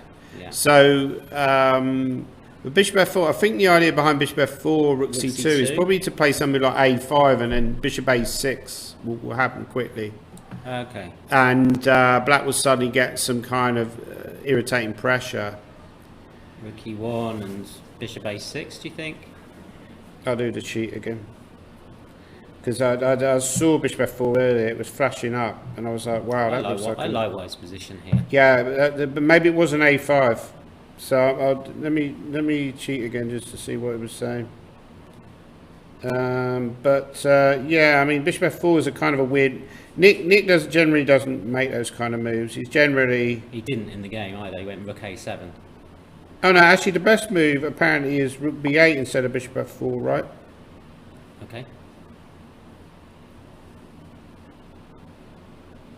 Rook a7, I guess, is designed to double the rooks. Yeah, at some point rook b8 was the move, which I was actually suggesting that sometimes, even though the rook looks locked out after b3, you can sometimes go to b4 in some variations. Yeah, so he's gone bishop g3, right, Adam? Mm-hmm. So could you not just take that off with a knight, right? So there's maybe the choice here between knight takes g3. You definitely wouldn't want to play bishop takes g3 because that just gives away the e5 square. And the alternative, I would imagine, would be knight f4. But he's played knight takes g3, and White's taken back with his h pawn. Wow, now it's like in first the computer was flashing up rook to f7. Yeah, that's kind of logical after rook a7. I think what White is trying to do here, and this is what happens a lot of times in the French, is you're controlling squares. So you're preventing or at least discouraging pawn breaks by black. And black here is struggling to get in c5 or e5. Could have gone c5 earlier, didn't. Is now wondering if c5 is just going to drop a pawn to some kind of d take c5 and knight d5. So he's wondering after a move like rook f7, is that going to break out the bind? I mean, could I just, for example, even just go maybe knight a4 or... I mean, knight a4, you're still locked in this bind, right? And the knight can jump into e5 at any moment. I could even go knight e5 here. I could certainly consider knight e5. I'm not sure it's a good move. I mean, knight e5, I'd be slightly concerned you would take and go rook f5, forcing me to maybe play f4, and then you start hitting me with moves like g5. That's why I wanted to just go rook c2, which frees up my other rook to go to e1, and then maybe knight e5. Clever. Well, I don't know how clever it is, but again, then it does also give me the option of doubling on the e file if I wanted to. I'm just wondering if Nick might be considering in a position like this, like just very crude plan. Kevin Winton said Bradford will be City of Culture in 2025 with significant funding. Organisers of Brits, please note. Bradford's another.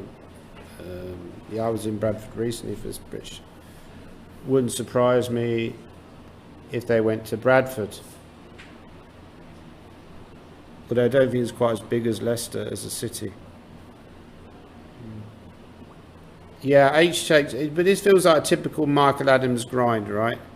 He's just stopping the opponent's play. He's controlling squares.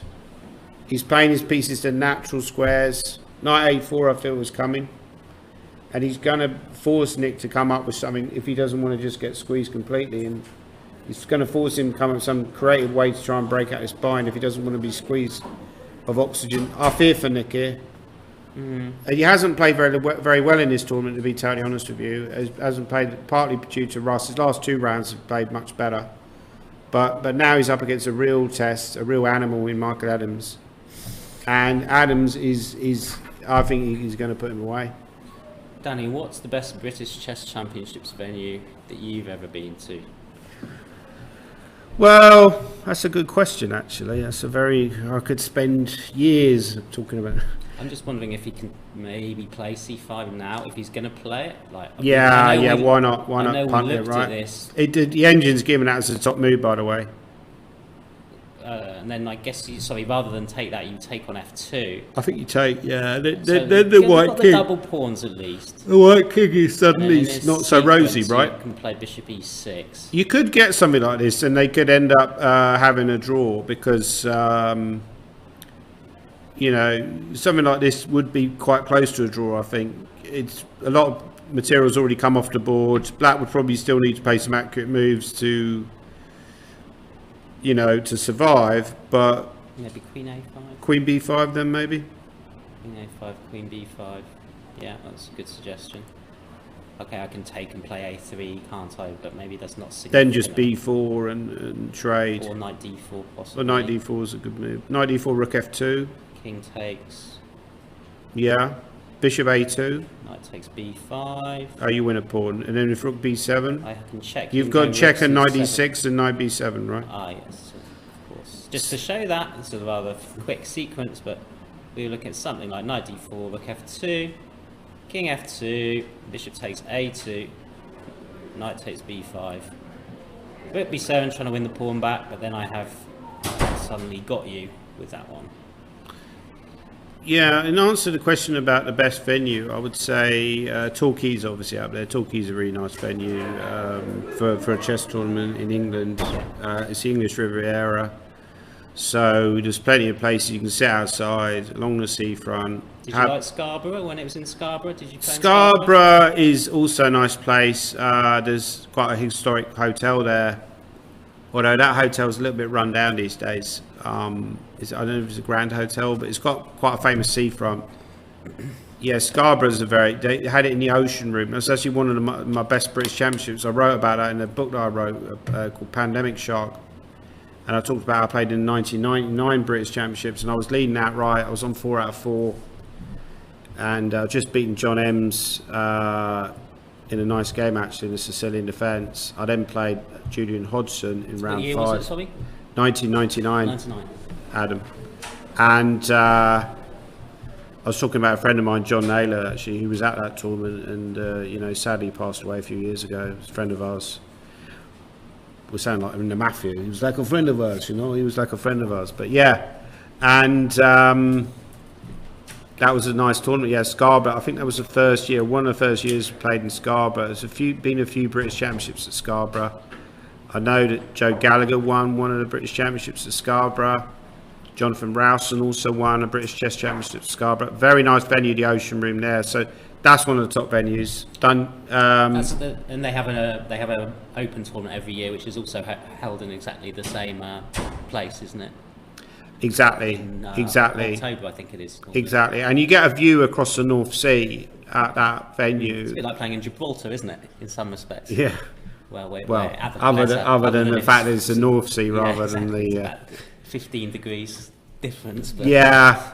So there's lots of very nice venues, and the British Championships is generally associated with seaside resorts. So they've now put it in Leicester, which I think it's not ideal for families on holiday and so on. But you know, the only downside of British, I'd say, is there's no company that's sponsoring this year's British. I've talked about this before in the commentary, and there's a sort of lack of urgency in getting the top players to play.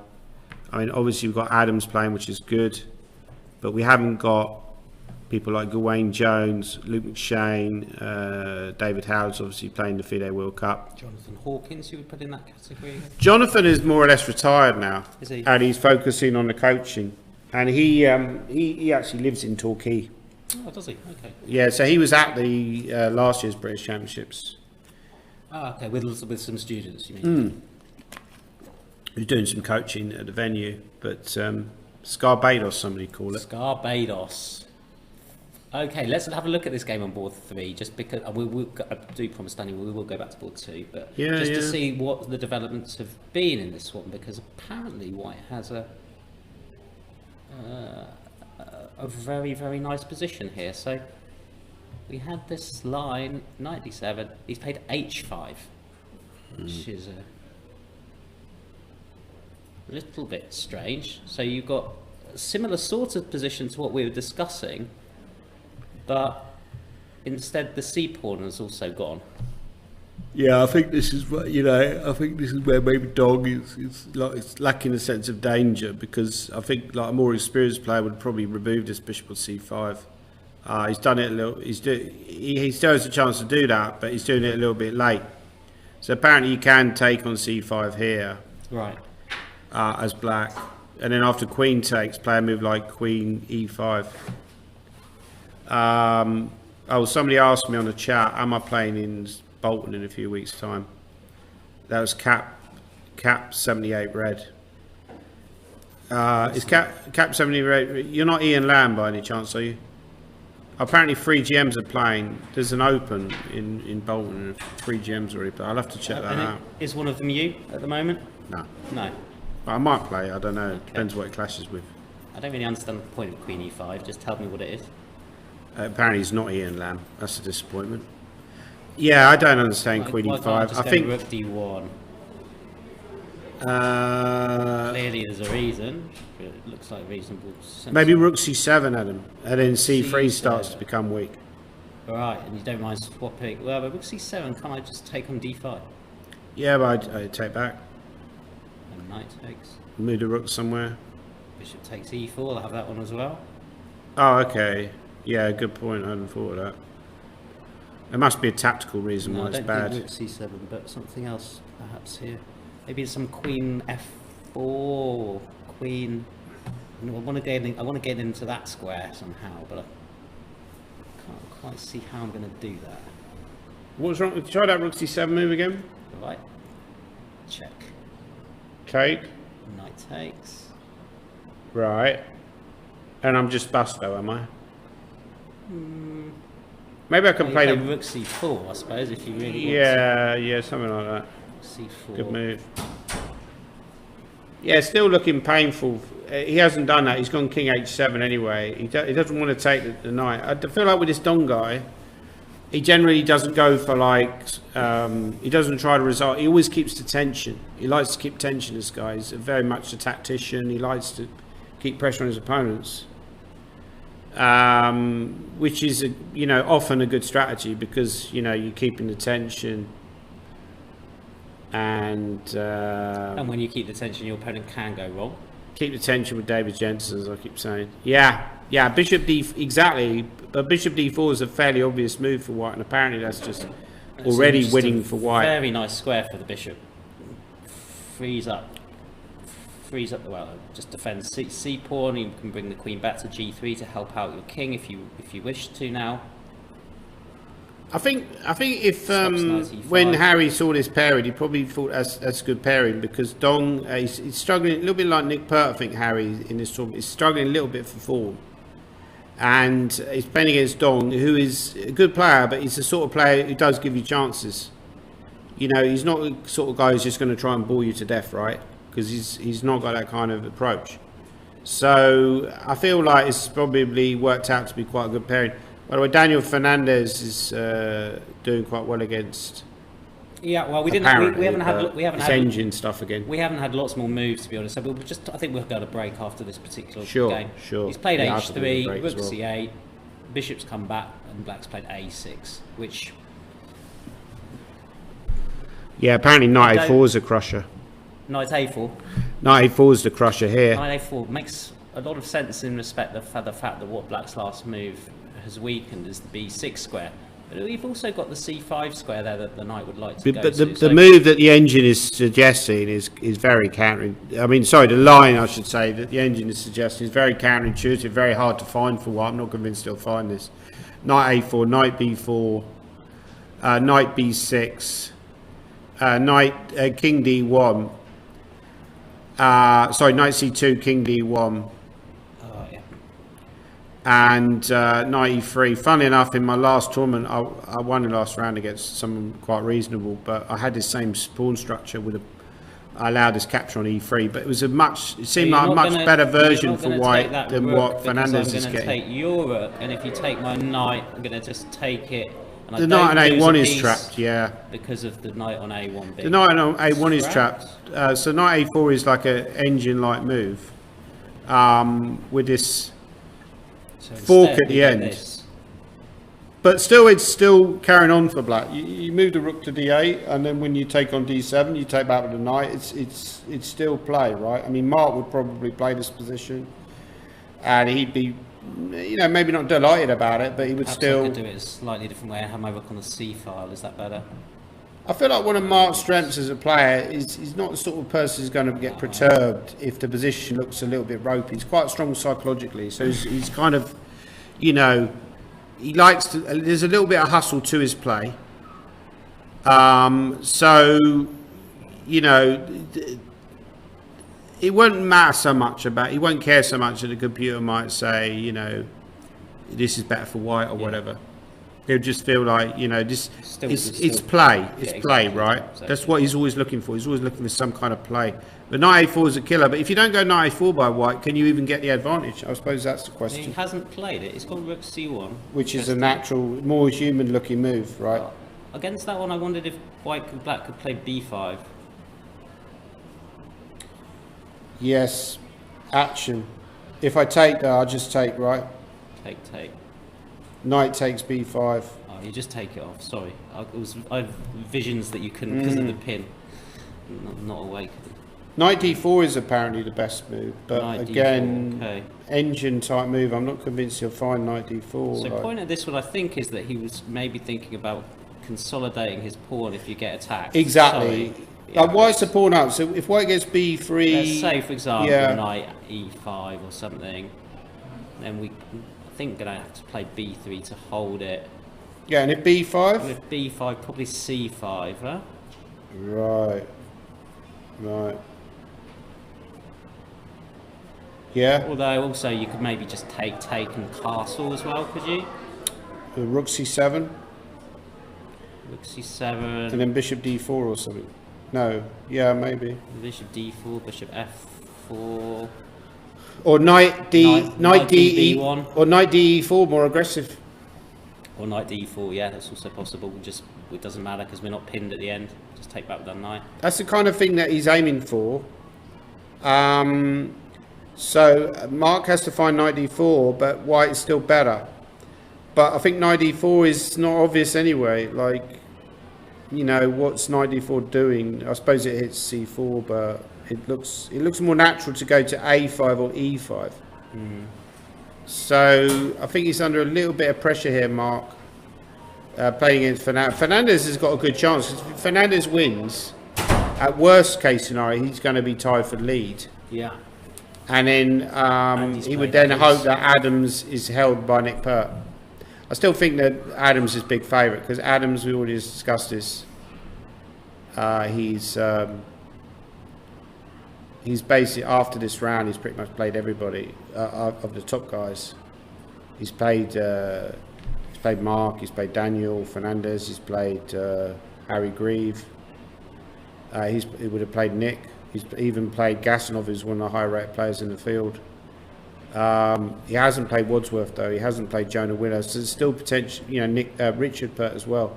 So still some slight danger for him lurking, but he would then be a huge favourite. If he comes through this game with unscathed, doesn't lose this game, I think he's going to be a huge favourite to win it, close out the tournament yet again and win yet another British. We're all rooting for the Adams underdog victory. All right, we're going to go on a break. We'll see you in about 10 minutes or so. We've been going 2 hours, so that's a good fair whack, I think, there, Danny. Go and get a coffee.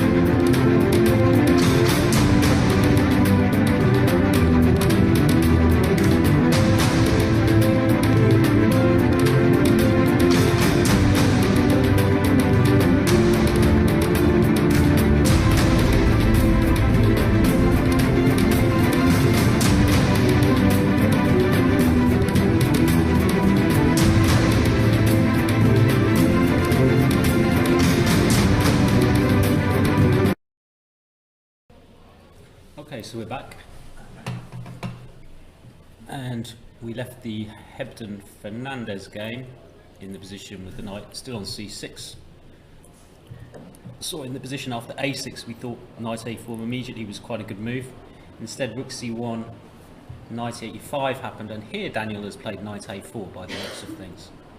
I was expecting just b3 to cement the pawn structure over that side, but he's gone knight a4.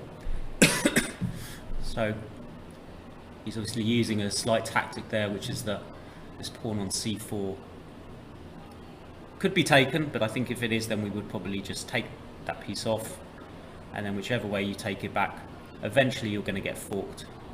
Right. But isn't there a bishop c7, a rook c7 in that line? Rook c7 to guard, but then I could, if I wish to, just take on c4 and take on b7. But haven't you got rook b? You're not worried about rook b4 at the end? Maybe bishop f4 is the problem. Your rook starts running out of squares, because if you go rook c5, I go b4. Yeah, that's a good move, isn't it? I think that's the problem. Yeah. Like Rook bishop f4 is just a killer. B4. So maybe Mark missed that when he went knight e5. Like very easy to miss. But just generally, it just seemed like White had too many winning moves there. Like b3 was winning. b3 was good, yeah. Like knight a4 was very strong. I just feel like the play has not come for Black. So I feel like, you know, why is he in trouble here? Maybe the preparation was a bit rushed on the day, or... There is quite a cute move in this position. I don't know if it's any good. Let's go bishop d5. Yeah, a tough move to find anyway. And apparently it's not good enough because you just castle.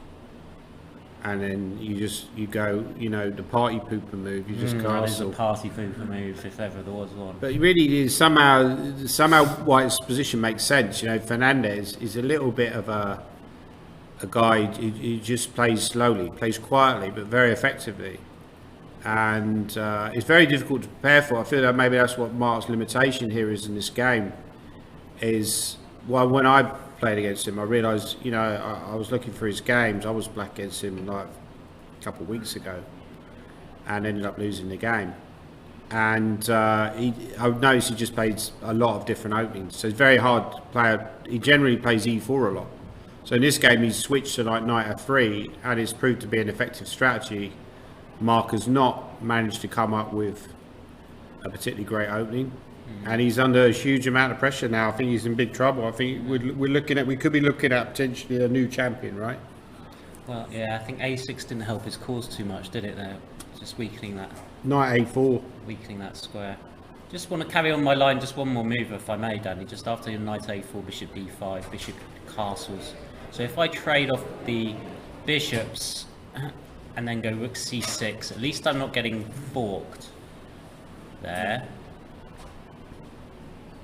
How are you gonna do things? Are you gonna just go knight b6 anyway? Well, actually, you can't go knight b6, can you? I'm even using a little tactical detail here, which I can take on d2 and take on b6, which is nice. And that also applies to knight c5, doesn't it? Actually, as well. Yeah. Yeah, exactly. But Adam, can I just go b3 anyway, mate? You just go b3. Yeah. I mean, I just, you know, I'm party pooping all the way here. This is what I like to do. I'm not a party animal these days. I'm a very boring guy. Probably always was. Used to go out a lot, drinking a lot, but now I find I put on too much weight if I go drinking. So I just sit here, just stopping my plan. Talking boring Adam to death with boring anecdotes about my recent chess career, and you know, boring all you guys at home to death about my, you know, my life. So this is effectively what I do now. Why are you boring us? You mentioned about new players being very good looking at the boards, yeah? That's right. You're old school, as I say, yeah? Old school. Old school, yeah. So you're comfortable if you played, say, 15, 20 moves, yeah, and you're still level. What do you do when you play these good players? Do you do more preparation generally? What, you mean if I'm playing someone like Fernandez? Yes. That's an interesting question. So what I was asked was essentially, do I spend more time preparing against high-rated opposition? I think that you could do, but I find I generally get into like a comfort zone, or a zone where I feel comfortable with. I always say with preparation, you don't want to spend too long preparing. we were talking about Mark today, seems to have slightly messed up the preparation because he hasn't quite survived the opening. He's now got a lost position. Now, Mark, I know, is somebody who does spend a lot of time preparing during tournaments, but also he spends a lot of time preparing before the tournaments. So, but I think he was possibly hindered in this tournament by the fact that he just come straight from a European Seniors event. So therefore, you've had limited time to prepare for this tournament. Also, I think more significantly, the fact that you're very, very tired. You know, he's a human being. You know, he's a bit older now, Mark. He would need that energy. You know, so he's probably very tired at this stage of the tournament. And I think we're seeing that in this game, it's a little bit of a lifeless game from him so far. I hope he recovers, but I'm fearing for him in this game. So I feel like we could see what I predicted earlier in the tournament, Adam, which was that we could see a separation here between Fernandez and Adams and the rest of the field. If they both win, yeah, they'll both be a point clear. They'll both be a point clear. We could potentially maybe see them surging clear, and either one of them wins outright, or the other one gets a big score, or they could end up in the playoff on something like 7.5. So it'd be interesting to see what happens. Yeah. But over the times I've watched Brendan play a lot, yeah. I'd say that when he was younger, he never was outstanding. He didn't flow. Right. He ground people. He didn't down. flow. He ground people down. Even Yeah. as he's got older, in fact, if you look at any of his games, you don't really get dead excited, shall we say. You're saying you don't get dead excited by his chess. Yeah, but he's very thorough. Yeah, it's methodical sometimes, but effective, right? Yes. And everybody's got their own style. That's the thing about chess, is that it doesn't matter what your style is. There's a place for you in chess. Yeah. I think your style really reflects your personality, and you know, there is a reflection of Mark's personality in his style, which I think is very, should I say, very kind of resolute. It's a little bit like Leicester itself. I get a feeling with Leicester, it's a very honest city, and that honesty can be cynicism. You can be interpreted as cynicism, but people are very upfront. You know, they don't kind of, you know, they're not trying to tiptoe around you. They say what they think. And I feel like that's the same with Mark. His chess is very much kind of like, you know, I'm going to play this move. I'm going to force you to find the solution. You know, I believe in what I'm doing. But yeah, unfortunately, this game, it doesn't seem like it's going to pay off. But we'll see. There's a long way to go. So we left the Ledger-Wadsworth game in this position. We thought probably King E2 or King F2 perhaps. Andy did play my suggestion of Knight E2 nice. instead. And now, rather than capturing on E3, which you quite liked, I think. But maybe they intended Bishop B5 check. But why? I just take it. And then I take on E3, I get the D4 square, I pull down, but was that his idea? Probably no, I don't think so. I think his idea was to take on F5. Oh, sorry, take on F5. I forgot think- about that. Yeah, yeah, you're right. I think Yeah, we take on that F5. makes sense. No, it's a very unclear position. So I would like- have taken on E3. Yeah. Black would have given a check. Black gave a check on A5. And now the king can go to F2. So there's kind of a nice harmony there between the knight on E2 and the king on F2. Matthews played B5. Rook C1, B4. So last couple of moves have allowed White, if you like, a free move to improve his rook, bringing it to the C file. And in exchange for that, Matthews advanced his pawn to B4, which I don't really understand. I think his idea is he wants to go Queen B6, A5, A4, and really crab White and force White to collapse somewhere. Maybe on E3 or just get the queen trapped. I think that was the general idea, which has a lot of logic behind it, but apparently the computer hates it, Adam. Can I now not come in? Good move. Because if you...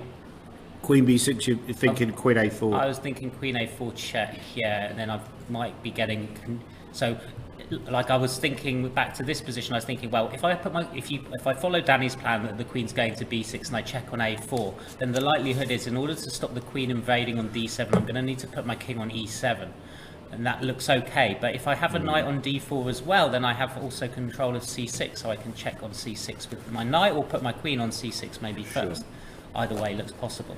Yeah. So that's what led me to knight d4. And can black just do what we were talking about before on castle, or is that now out of the question, do you think? Well, you know, another move instead of knight d4, I was wondering about maybe rook c2, but the problem with rook c2, maybe then you just go queen b6, right? Queen b6, and if I double, you're just going to take my pawn. Yeah, can't go rook c1, not quite in time, because bishop takes pawn and bishop takes rook. Yeah, so in that Andy Ledger... So Andy's done neither of those things, and he's gone bishop b1. Now, I did say rook c2, right? Rook c2 was the best move. This is a really tough line to see. Very nice line again. Which is the most natural move, but you back off it because you're afraid of queen b6, we already discussed. Oh, and then you take on f5, do you? No, you take on a6. Oh, okay. So the intention is the same in the respect that you're guarding this pawn for a moment, and then you're going to go rook c1, and essentially that bishop is trapped. But I think if you take on f5, there might be a d4 and then ed4, ef5, or some weirdness maybe going on. Okay. Like, is there like a d4 here? d4. And then if you no, maybe not. Maybe you just take back. I think you just take back. See your right? idea in action with bishop takes a6 then. So if I take it with my rook, then I go rook fc1. then you go rook c1. And if well, maybe you don't go rook c1. No, okay. you don't go. You don't go. I think you don't go rook c1 because the bishop e7 probably. Right. Okay. And bishop back to d8. Can you take the bishop and then go rook c? Ah, you take the bishop first. That's clever. Yes, exactly. And then So rook apparently you don't c1. even take back. You just castle. I mean, again, engine-y lines, right? I mean, who is finding this? But I think like rook c1 I would find. I would consider it, but then I'd be very afraid of queen b6. But apparently bishop a6, rook a6, rook c5, queen c5, rook c1 is good for white. Was my knight d4 okay as well? Looks okay. Let's have a look. No, it hates it. Castles. Hates it. Castles. Castles. Okay. No, it thinks it's okay actually. After it said okay, knight d4. Your suggestion, Yeah. right? Castles. Yeah. Yeah, loves it now. Knight takes f5. Yeah. Okay. ef5. Bishop f5. Bishop takes f5. Huge edge. Really. And you can't help to protect there because your d pawn hangs, and then e6 and queen takes d5 might become no. I would lose a queen. Okay, not do that one. But yeah, you're simply going to take on This h7. is terrible for black because suddenly, I mean, the engine is such a brilliant attacking player because it finds all these hidden ideas like this, taking on f5 and this idea of going bishop a6 and. You know, it finds these weird, and you think, well, I'd never find that. I'd never find that in a game. But I think you can if you use a calc. Bishop b1, it hates. Like, it just feels too negative. Because I feel like if Andy's got weakness, it's that he's not like a, you know, this guy was talking about Mark. I would say the same thing with Andy. He's not like a flowing, natural attacking player, right? He's more like a methodical positional player, which is fine. But he hasn't got the kind of attacking elan of, say, like well, you know, I don't know, let's not talk about the absolute top players in the world, but, you know, who would be a good attacking player? Maybe even a Jack Rudd, you know, like, a very good attacking player. Stanza, maybe he would have played this line. I think he would have got rook c2, actually. But you're like knight d4, by the way, instead of, let's go back to that. I was just wondering why... After knight d4, what was wrong with queen b6 again? Well, that was the one with queen a4 check. Right. So knight d4, queen b6. No, you don't go queen a4. No? Okay. Well, you can, but you're better. But there's something even stronger. Right. Okay. Rook takes c5, right? See what I say about the engine? It's just an absolute monster. It's like the Godzilla of attacking positions. Rook takes c5. Queen c5. Takes c5. Rook h6. Rook h6. Boom.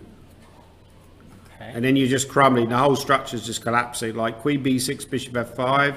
Castles is probably just knight e6. Is just e7. king e7. Doesn't even give. it gives the top move instead of king e7. So e7, I think you can probably play bishop takes f5 and e6, can you, amongst other things? Bishop takes e5 and rook c6. Bishop takes f5 and rook c6, almost.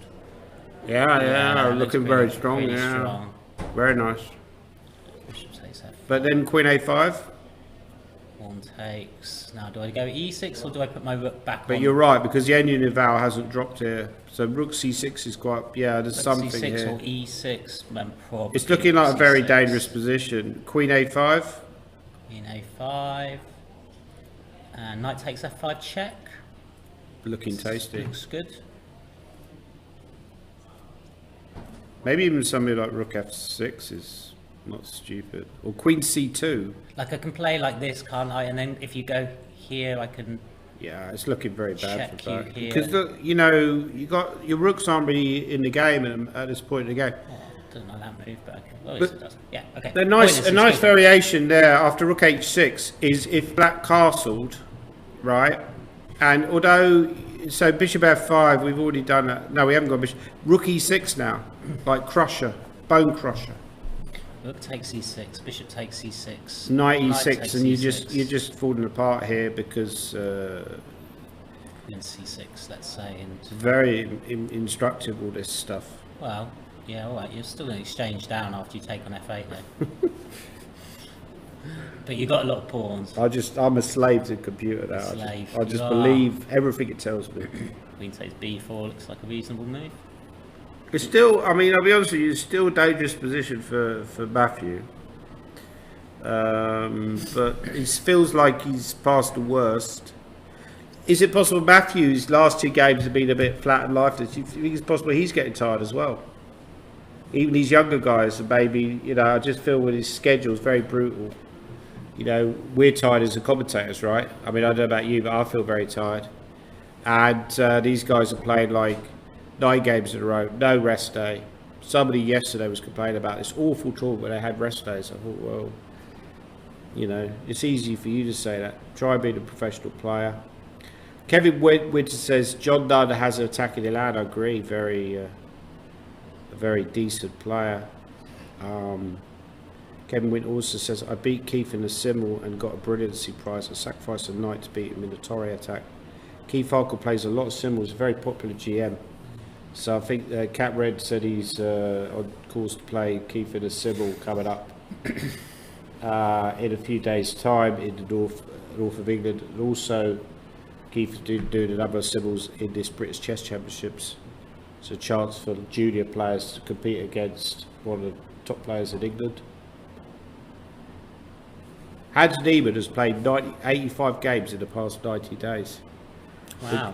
The guy is impressive. He's an impressive individual.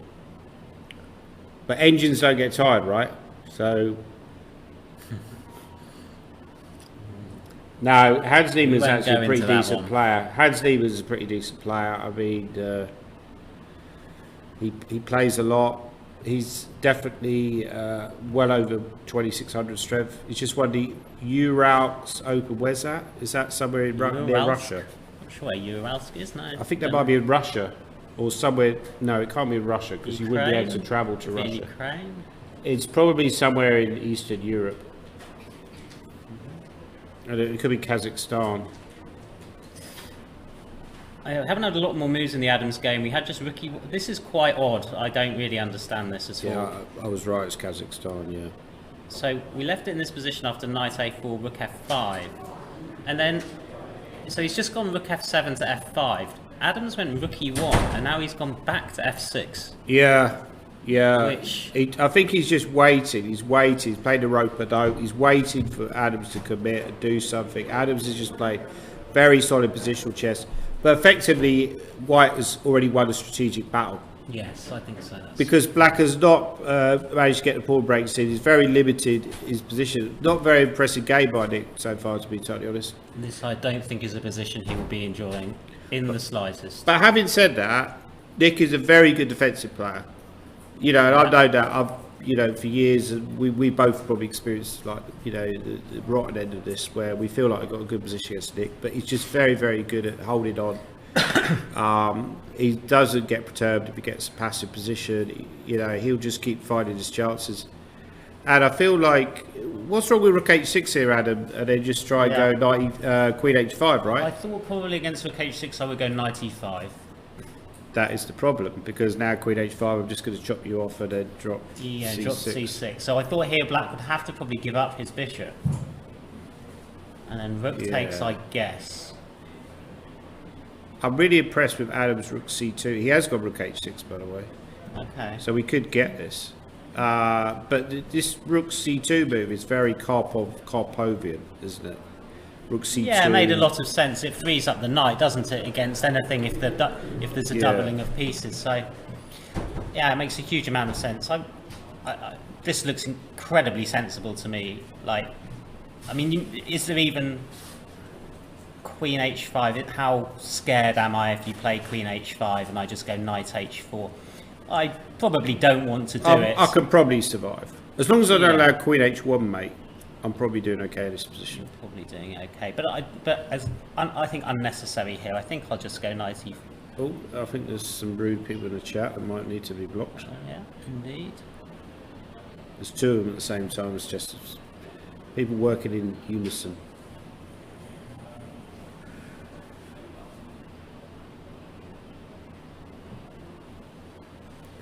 By the way, I don't get offended by insults, you know. So you can throw whatever you want at me.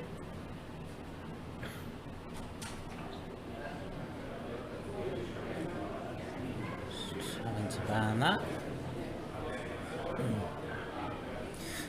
So, yeah, so Knight E5 just seems like a simple move, and Knight takes C6 does well. Does it C6 maybe isn't a threat? Bishop D7, but you would think at some stage that one's going to have to be taken off. I think the last person in the chat was an Armageddon fan with a low IQ. Yeah, but 95, yeah, 95 is a good move. Can I just persist with my idea, with your idea of just playing for Yeah, mates? I mean, really, it's the only fun thing Black can do here, right? Go for the mate. I mean, The annoying thing about it is I've always, in my reserve locker here, just going to play G4. yeah, I mean that's a sensible move. I like White's position. I like the way Adams has played this, but he does again. It's funny how when you see him win, he looks like he's not doing anything special, right? He has got 95, by the way, but just playing these natural-looking positional moves, he's somehow able to get. It shows the benefit of studying positional play, right? I'm sure that Mike Adams himself has studied games with people like Capablanca, Botvinnik, who used to be great positional players. And, you know, which was Karpov, of course, would have been probably a hero of his when he was younger. He played against Karpov. He's played against the greats like Garry Kasparov and Anatoly Karpov. I think he's told like an anecdote once when he was playing Karpov. Karpov loved analysing so much that he had to basically curtail the analysis session because the hotel restaurant was just about to close. So, you know, very impressive how these guys are. Yeah, they just love chess, right? That's probably why Karpov's such a great player, because he just loves chess, just loves to analyse. Yeah. They're working for like, you know, 9-10 hours a day. Nakamura's streaming for 10 hours a day, right? Got married, don't care. Go back to streaming 10 hours a day. You know? A fanatic, that's what you got to do to be good. You got to be a fanatic. Kramnik was a fanatic, wasn't he? Fanatic worker. Was he a workhorse? Yeah, absolutely. I've read about Kramnik, and he said he wasn't a very competitive person. He came from, I think, somewhere like Siberia, and his brother was quite a talented pianist or something. So it was musical talent in the family, but he was the only chess player, from what I remember reading. But yeah, he was. But he was also great. He was another great positional player. If you ever read Kramnik's book on his games, Kramnik's best games, there were some real positional masterpieces in that game. It's something you can learn from, I think. Just the way people. Sorry. Is that the title of the book, Kramnik's Best Games? I think so. I think it's something like My Life in Chess or My Life. I'll for the Google Best it. I'll Game. Google it. It's got I'll red, Google it. red Right. cover. The Kramnik has only written basically one chess book, as far as I'm concerned, so it's not very difficult. There's also a very good book by Rishi Anand on his own best games. But yeah, he's also done a course for Chessable, Kramnik. So, you know, I know a friend of mine, Zoe Varney. Yeah, it's My Life in Games, Kramnik. Yeah, Adams called it, yeah, again, good memory. It's a red chess book, it's got him like that. But yeah, he's like a workhorse, yeah. Well, he's taken the only approach that we suggested, which is to go rook f5. Yeah. With the intention of going, you imagine, rook h5. The other maybe nice thing about this is that now perhaps after bishop takes knight, we might be forcing a pawn eventually to get to the e5 square rather than a rook. Yeah. Although having said that, I don't immediately see why white doesn't just looks like g4 is incredibly Do you think, natural. question Adam, do you think Nick will feel uncomfortable here, or do you think he will think, actually, I've got some attacking chances, I've got rook on h6. I mean, I know the computer's saying white is a lot better, probably the computer's saying white is winning, but I think from practical game between two human players. I don't think so. Not in this position. I think he would Right. be feeling incredibly uncomfortable. Really? Yeah. But I mean, g4 if I go rook f4. Okay. By the way, the top move is not g4. Okay. So the top move is something else, but Why is this? I mean, why do I need to be scared? Like if I just go g3. yeah. But the reason I say that is because it's not like he's forced Adams to come up with amazing moves to get a big advantage. So it's almost like he's planned to do this, Nick, Yeah, right? isn't it? Or maybe it's just, yeah, I don't know. Somebody was talking about Seems- Shirov, by the way. Shirov, yeah, another genius. I think I get a feeling Kevin Winter's big fan of Shirov. I know he was talking about he was playing some rapid play tournament in Latvia. How did you get on in that rapid play tournament in Latvia? By the way, Kevin, he never told me how he got on. Yeah, I agree with you actually, Adam. But I still feel like Really this is stable advantage. maybe he wouldn't feel completely happy here, but he's got a kind of a. I feel like this has been his philosophy in this tournament all along. Is that he's decided, look, I feel like people like Adams are stronger than me. I'm just going to punt it. I'm going to give it a punt, and you know, I'm not going to do my usual try and board him off the board strategy. I'm actually going to go all in. And to some extent, it's worked so far because he's on quite a good score. But this is the acid test, right? And he's only got 12 minutes left. I suddenly realise he's got. What's happening to the Hebden game? The Hebden game's getting critical as well. So we switch to the Hebden Sure, game. let's do that. Okay. Oh wow, huge edge for Fernandez. Could be Fernandez closing on his So his Mark first British changed title. the position of his rooks around when we left it. Knight a4 was threatening to go knight b6 and win an exchange. So rook bc7, sorry, rook dc7, knight b6, rook d8. He switched his rooks around, but after castles and just rook d1, black still has to prove something for this pawn deficit, and I don't. I mean, it's becoming less and less chance of generating play. I would say here. You know, white's got everything under control. The square is a nice home for the knight. Yeah. B3 is likely to come at some point, just to if necessary, to guard the pawn.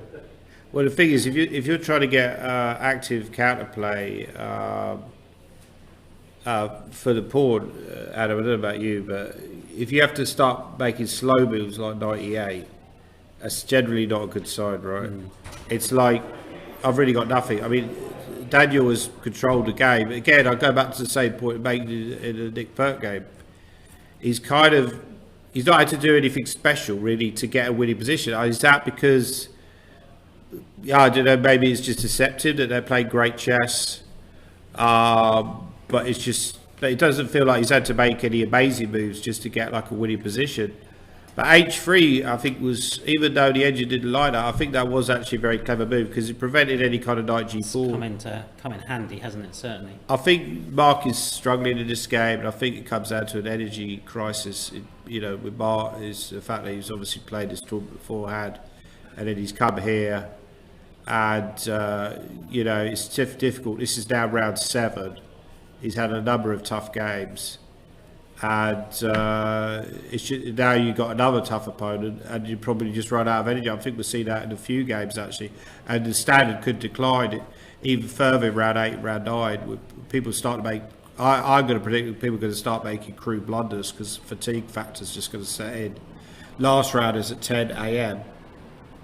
People are just going to be incredibly tired, and just going to see some real. I predict we're going to see some real shockers in that game. 96 though, good move by Mark. Solid, stubborn move. Yeah, it threatens a pawn as well, so it's something. Although, what's the intention if b3? Or maybe to go knight b4? Yeah. Somebody said if Daniel wins this game, I can see him winning the championship. I agree, obviously. Well, there'll be something wrong if you're then time for leave with 2 rounds to go, and you played a great tournament so far, and you haven't got a chance of winning the championship. Something wrong. But yeah, I think I was actually predicting at the start of the tournament that he would be a massive contender. I think we both were, and it's been proven to be the case. Just, you know, sometimes you just go on the form, guys, right? It's boring, but you go to the form, guys. Fernandez has been playing well all year. He's played a lot of chess at quite a high level. He's played people like Neiman recently. He's got a lot of draw and a loss, but the game he lost, he was actually winning. So he's been playing. You know, it's not like a new guy. It's like a guy who's actually been playing at a high level, and we'll see that in this tournament. That this high level of chess he's brought it to the British. And people are struggling to contain him. The only one who was able to deal with him was Michael Adams. But I feel like if the key result for me, I think we can now predict that Fernandez will probably win this game. Advantage is too big. The key game for me, I think, is on a knife edge. Is the Nick Pert Adams game, because I feel like if Adams wins, he's massive favourite because he's basically played everyone. But I feel like if he draws and Fernandez wins, I think it's 50-50 because I think Adams will have an easier running. That's my feeling, but I don't know. I don't know what you think, Adam. Who would you say is favourite at this point in time? At this very moment in time, Adams. Adams. Because I think Adams has got a very nice position today. But if Fernandez wins, if Fernandez and wins Adams and he draws, doesn't, then yes, I can completely see where you're coming from.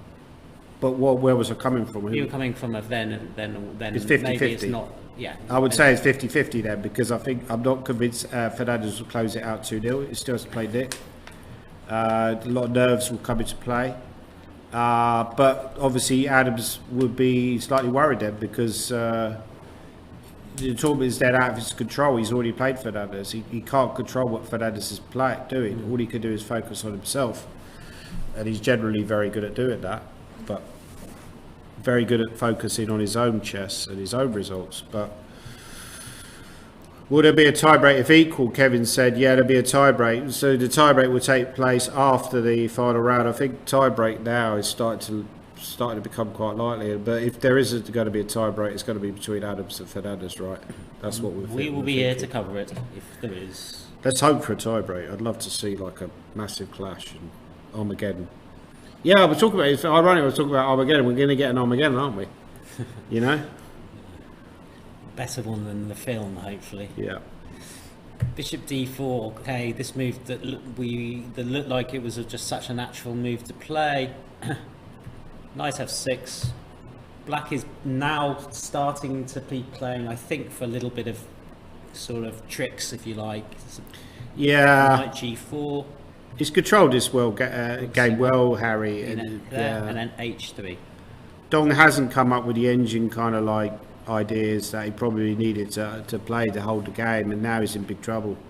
Yeah. Simple move h3, nice move there, hitting the knight.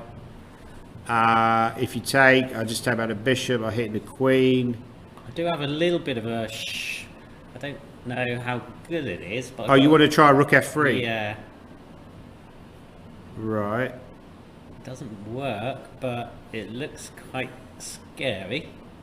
Could I take first on e3 and go? I was thinking about taking first to go rook f3. But see, that's actually. Maybe did queen f3. There's a queen f3 because the queen pin takes f3, of course, and if rook takes c2, we have an intermediate check, which does the business. G6, queen d7, yeah. and another one, yeah, absolutely. Or queen f7, even better. Yeah. So he's got that little trick under control, I'm sure. And if we don't have that trick, then you've got to move the knight. And you could come in, but I think when you come in, you're going to be going away again in a minute. Probably just rook f1. Yeah, it's all feeling a bit desperate for black, right? I think knight e3 there, Adam, he would probably try knight e3. Knight e3, okay, yeah. And then after bishop takes. Some kind of queen move apparently is the best, just queen g6. But to agree to an end, but we said this before with Dog, it generally is his strategy. He will go all in. Like, he's not going to do this queen g6 move, right? He'll punt something like that. Good or bad, he will punt it. But this position is just going to be bad because your bishop on d4 will just control everything. You know, there's no square for the queen to infiltrate. Can't get to f2. Could go to f5, but that's just bad. So depressing position, I would say, for black. No real play. White is good. He has got knight f2, by the way, which I feel like is, you know, at least some kind of punting idea. But well, yeah, what does he do after rook f1 though? He's going to lose the game. That's what he does. He's going to lose the game. He's going to right? lose the game. Harry will find rook f1. It's a fairly easy move to see. Good game by Harry. Good back. What he needed. Could we have a look at see how someone like Richard Pert's getting on? Because Richard still maybe got a vague chance of getting into. We could also take a look at some of the ladies because we haven't focused on the women's championship too much. Yeah, but we'll look at Richard at some point, ladies doing right? quite well here in this event. So there's one question. I'm impressed with Adam's handling of the bishop g5, bishop h4, bishop g3. Some players would never consider parting with the bishop. What do you guys think? Well, Adam himself suggested that plan. Yeah, I mean, I did, I suppose. I think he's probably more referring to the fact that the knight was taking the bishop, and rather than doing it from a positional point of view. One of the reasons that White does it in that particular line is basically to say to Black, look, that bishop on d6 has got no real attacking potential down that diagonal there. That's one of the reasons that it's done. I mean, the problem. I mean, you think about the strategy of particular opening. In that opening, he was shutting down the pawn breaks. But this game seems to have gone wrong for Max Turner. Yeah. Quite badly wrong in the last few moves. From a good position, it was around about move 21 where it started going wrong for him. Okay, so we saw all this. This was his Dutch defence. He played d5, knight d8, take. All very normal up to the move c5. e4, knight d4, take, c6, e3, take, looks fine. d4. F7, rook d1. Looks a little bit better for White, if anything. Queen e5, c5, and c5 he's just blundered bishop b3. I think. Yeah, we're seeing this in these games, Adam. That people are making impatient pawn moves. I should write a book on impatient pawn moves because we saw that with the Hebden game yesterday. He got into trouble. He was able to escape, but with his e5 move. Harry played that e5 move. We've seen g4, g5 be the bad move. Now we're seeing c5. I mean, that's just a gift, isn't it? But that's just a really bad blunder by Max, and quite a poor blunder actually. Yeah, well, that's going to give Richard a chance to Can I just talk about why he might have done that? Sure.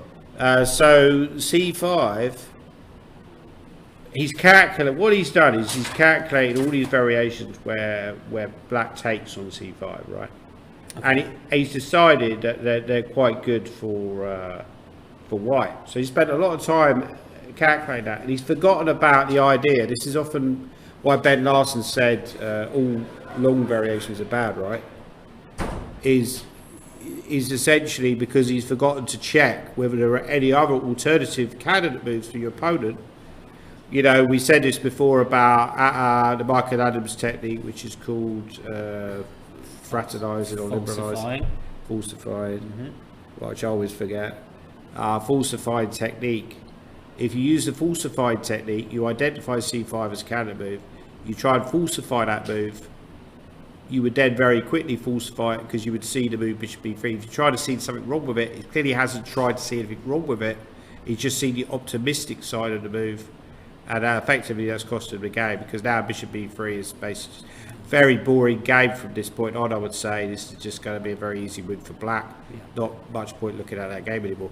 Well, you know what, Richard is now going to get these tough pairings. He's going to be someone that Michael Adams is potentially going to end up playing upfield in the last couple of rounds. Quite possibly. Andrew Ledger, Wadsworth could also be potential opponents for Michael Adams. Yeah, well, there's a lot of people on 4 points, so anybody who wins from 4 is being put in the danger zone. They're thrown into their lion's den, right? Put into the danger zone, And so to speak. It reminded me when I played the whole British, and in round 10, this is when they had 11 rounds.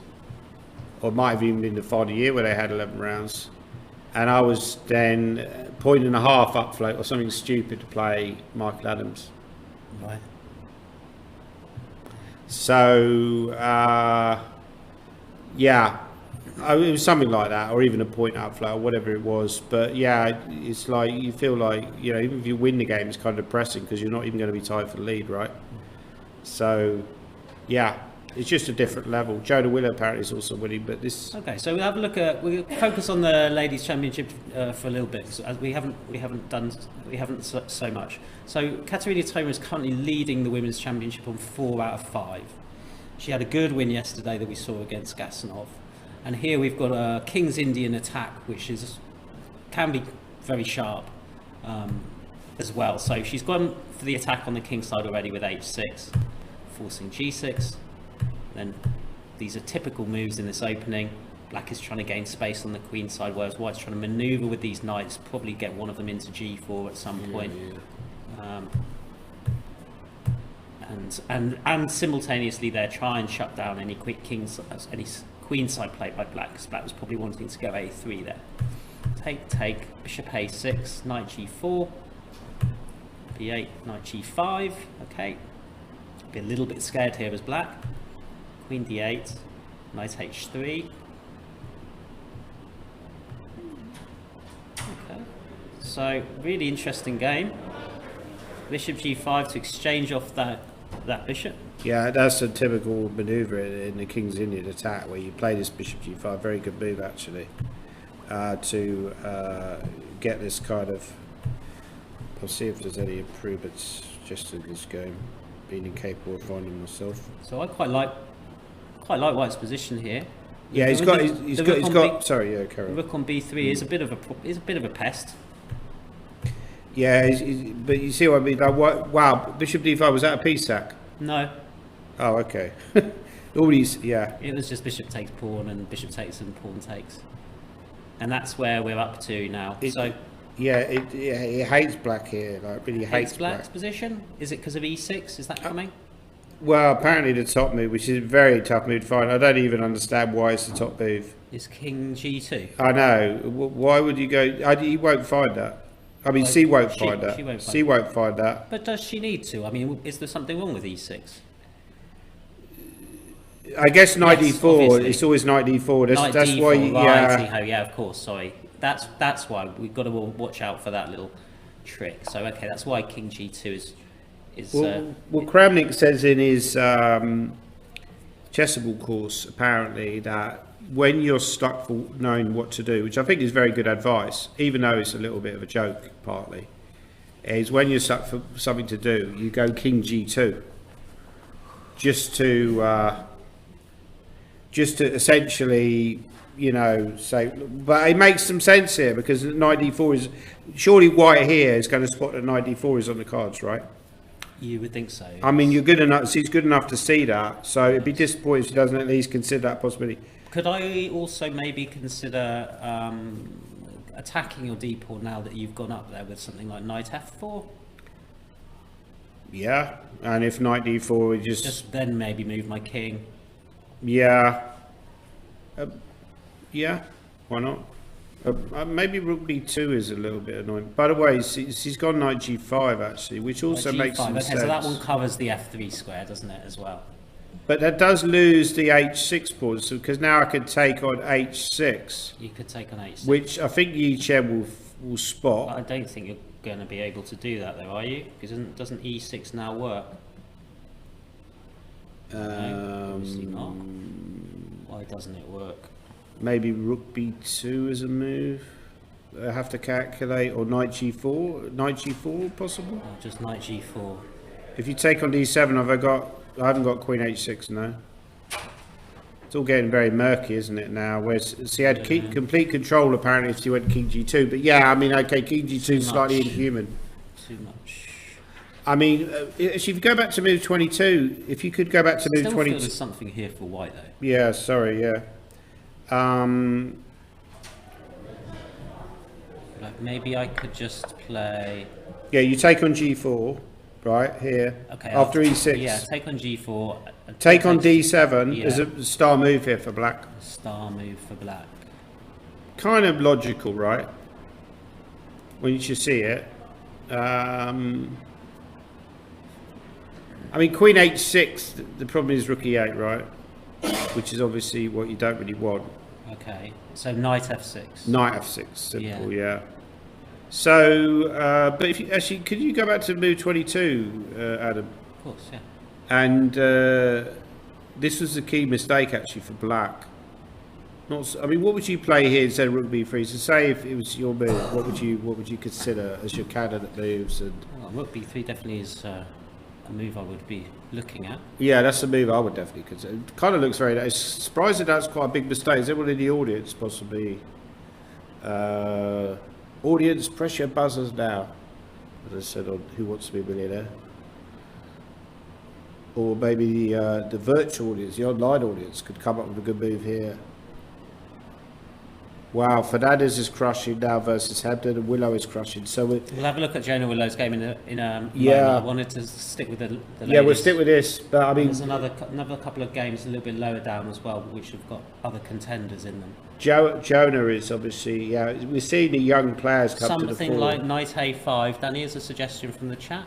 Knight a5 is, but the best move apparently here is g5, Wow, really? which looks counterintuitive. You create a weakness there. But it does give you a nice square for your knight. Exactly. The computer loves squares, right? It wants to get squared. It loves activity. Often the computer will work on the process of how many squares you can get, right? You know, how much activity your pieces has. Like bishop d2, you go knight g6. Bishop d2, knight g6, yeah. And suddenly you're fighting. You're attacking e5, and it's still maybe better for white, but or maybe there was also rook b2 in the air as well. There's also rook b2. Prediction for the ladies' championships. Well, I like white's position here, though that last move apparently wasn't the strongest. But anyway, I mean, Katerina Soma is, I imagine, definitely the favourite for this. I wanted just to step on a couple of... Well, you think she's a favourite to win this game? No, Oh, you for mean the- favourite to win for the... ladies' Yeah, I'm championship. not sure she's favourite to win this game. But I think The chaser, the lady on 3.5 points is Olivia Smith. She's having a very good tournament. Right. Yeah, I've seen her play well recently. She played quite well last year in the South Wales chess tournament as well. This year, I think she also maybe... let me just try and get the names in the right places. Sorry about this. There we go. So this one, Olivia's playing black, and we've got an endgame. 2, 4, 6, 7, 2, 4, 6. White is a pawn up, and looks like has a decent position. You do have to. He's just played move king to c1 from b1. So the point there, I guess, is that if you were to take the pawn now on g2, actually your knight gets trapped and you'll lose it. So this one looks like it's going to be a tough position to defend. Yeah, I mean, I don't know. Maybe we could go back to move 27 because that was apparently where the advantage started getting huge. Okay, so after rook to h1, rook to e2, king to c7. Actually, go back. Maybe instead of king c7, was there something better there for black? Was there? I mean, I don't know what we think, but do we think that maybe it seems the engine seems to hate king c7, thinks that's not very good. I guess, yeah, you're maybe slightly worse anyway, right? Mm-hmm. I think with Somehow she lost a pawn this. yeah, I think with Borna, Like that. he tends to be fairly reliable beating the lower rated players, but obviously solving the conundrum of beating someone like Fernandez was just. No, sorry. Who did he lose to? He lost. Did he lose? He did lose to Fernandez, right? A couple of rounds ago. Yeah.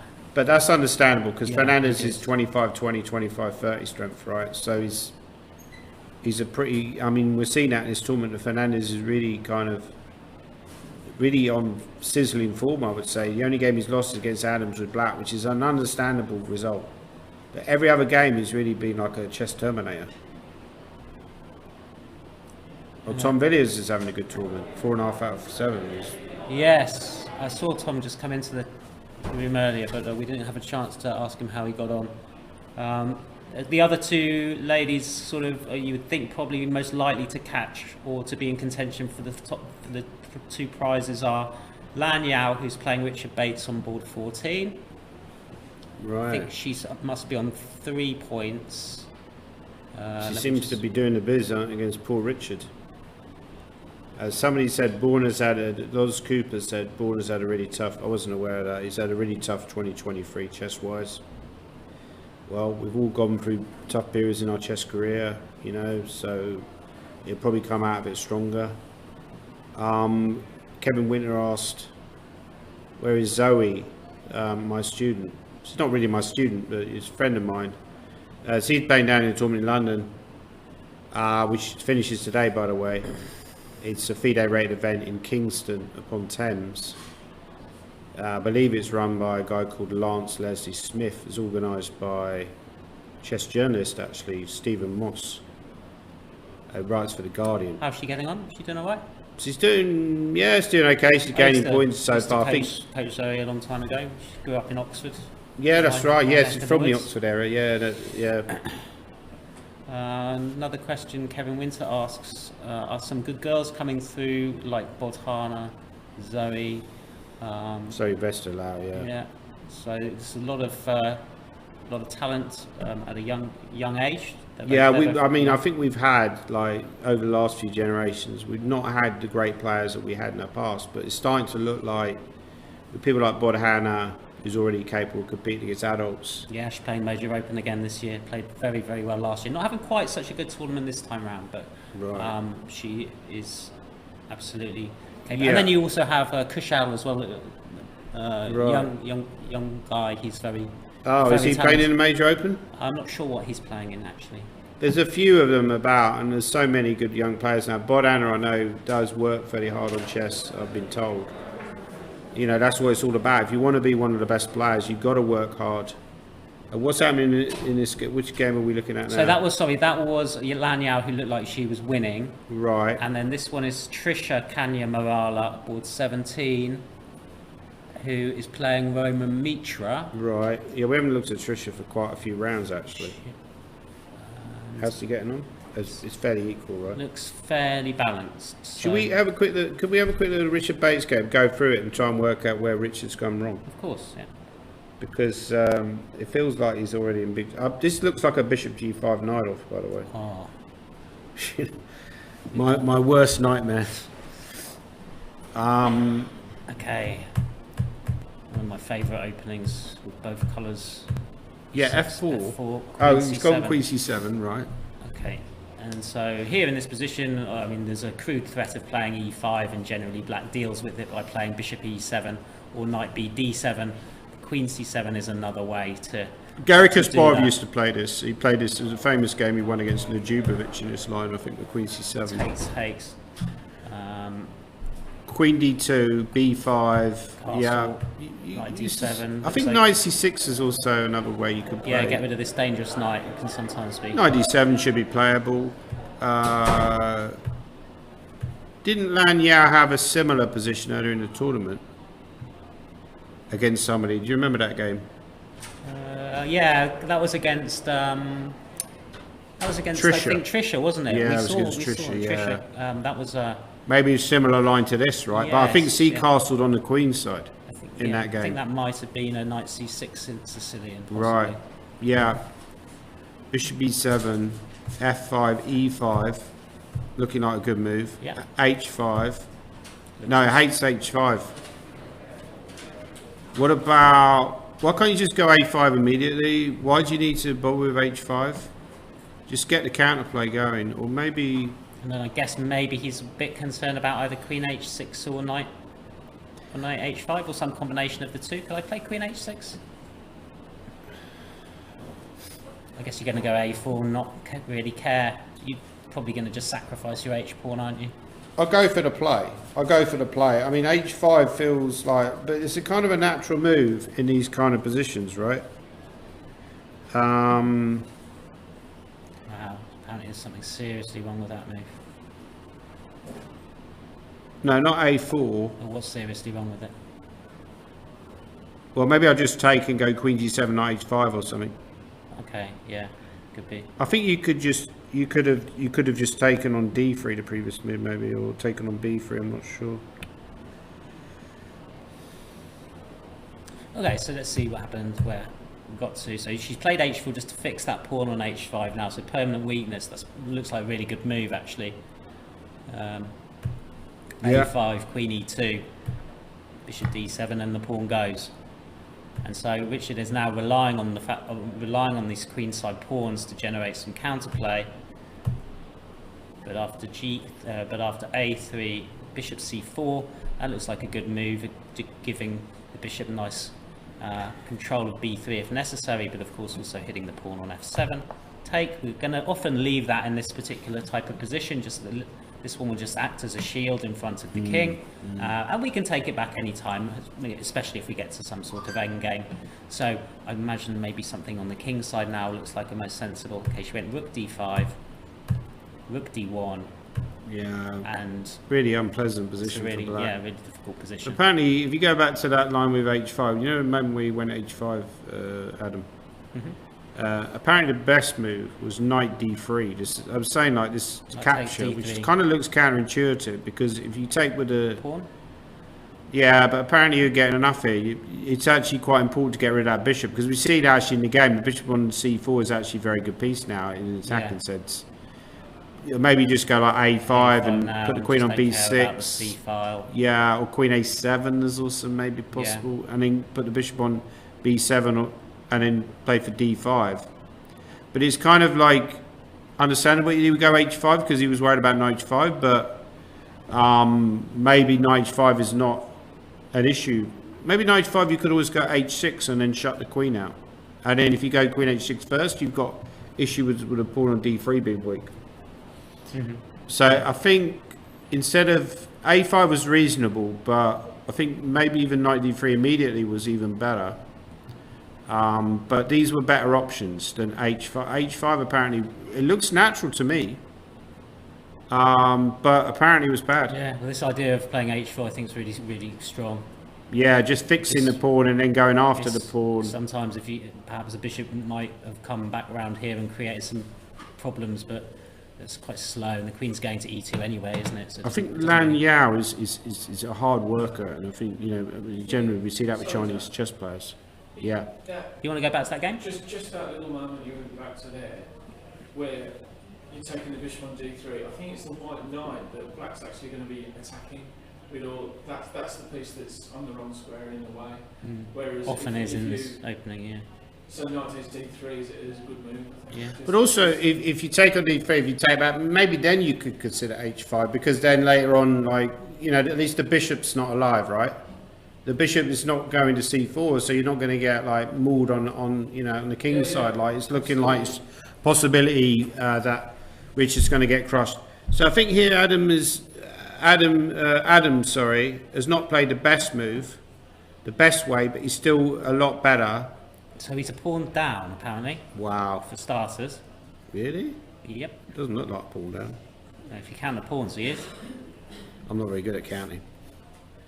So this is very strange what's happened here. So he went this G4. Yeah, I thought you wouldn't, like, F4 was the top move, but F4 you just don't play. You think F4 you're very hard to play because you're worried about like rook coming across and rook H1, so you just generally don't go F4. Which possibly is a mistake. I don't.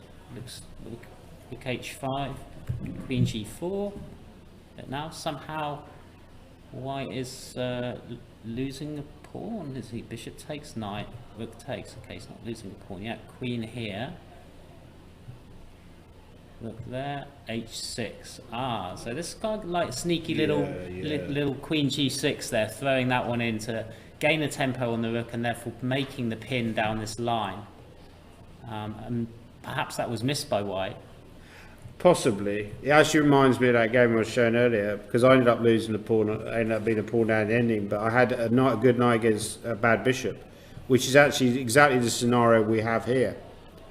And I was unable to win that game. It ended up being a draw, but it feels like, although objectively this game is now probably should be a draw with best play, from a practical point of view, it's horrible to play black here, right?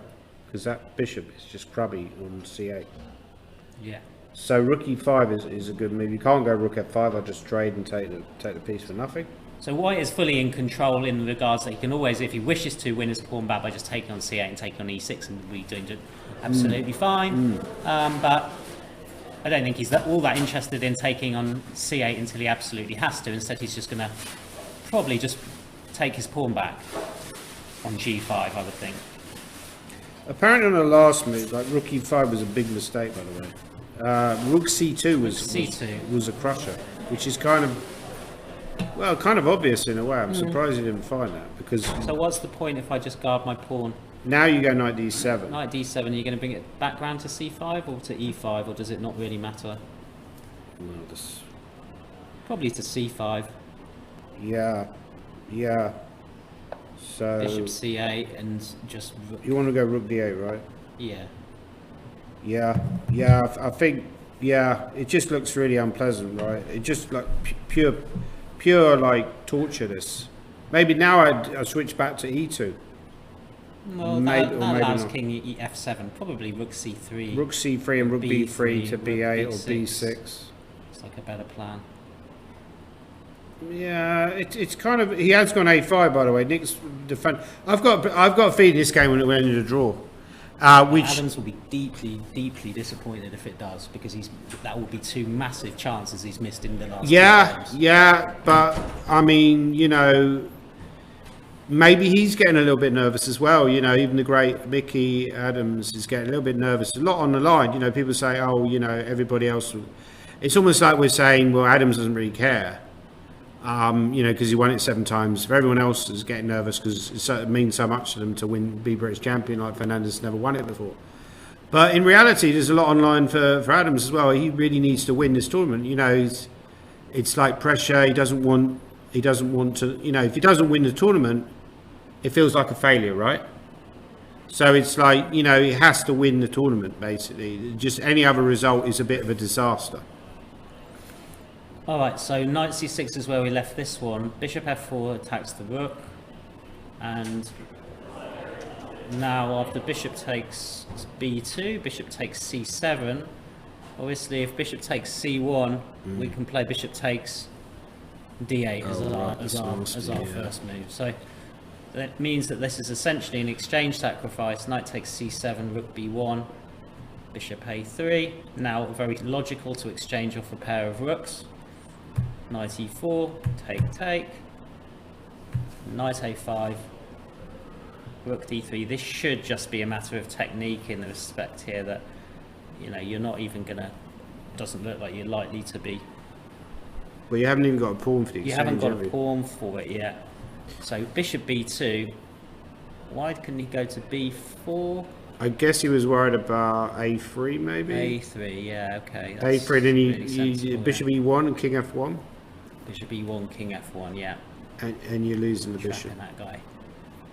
That's good. Yeah, so bishop b2, and now after knight c5, bishop takes c4. He has won his pawn back, but unfortunately, in exchange for that, this rook has now entered the game on the 7th rank. And the knight looks a little bit short of squares. If I go knight e6 though here? I think then I can take on c4. Oh, God, yeah. And again, I'm going to just throw, they've got a handy little intermediate move. Yeah. Well, if you can't go knight e6, it's just bad. It's just really bad. You've got to go to b5, haven't you?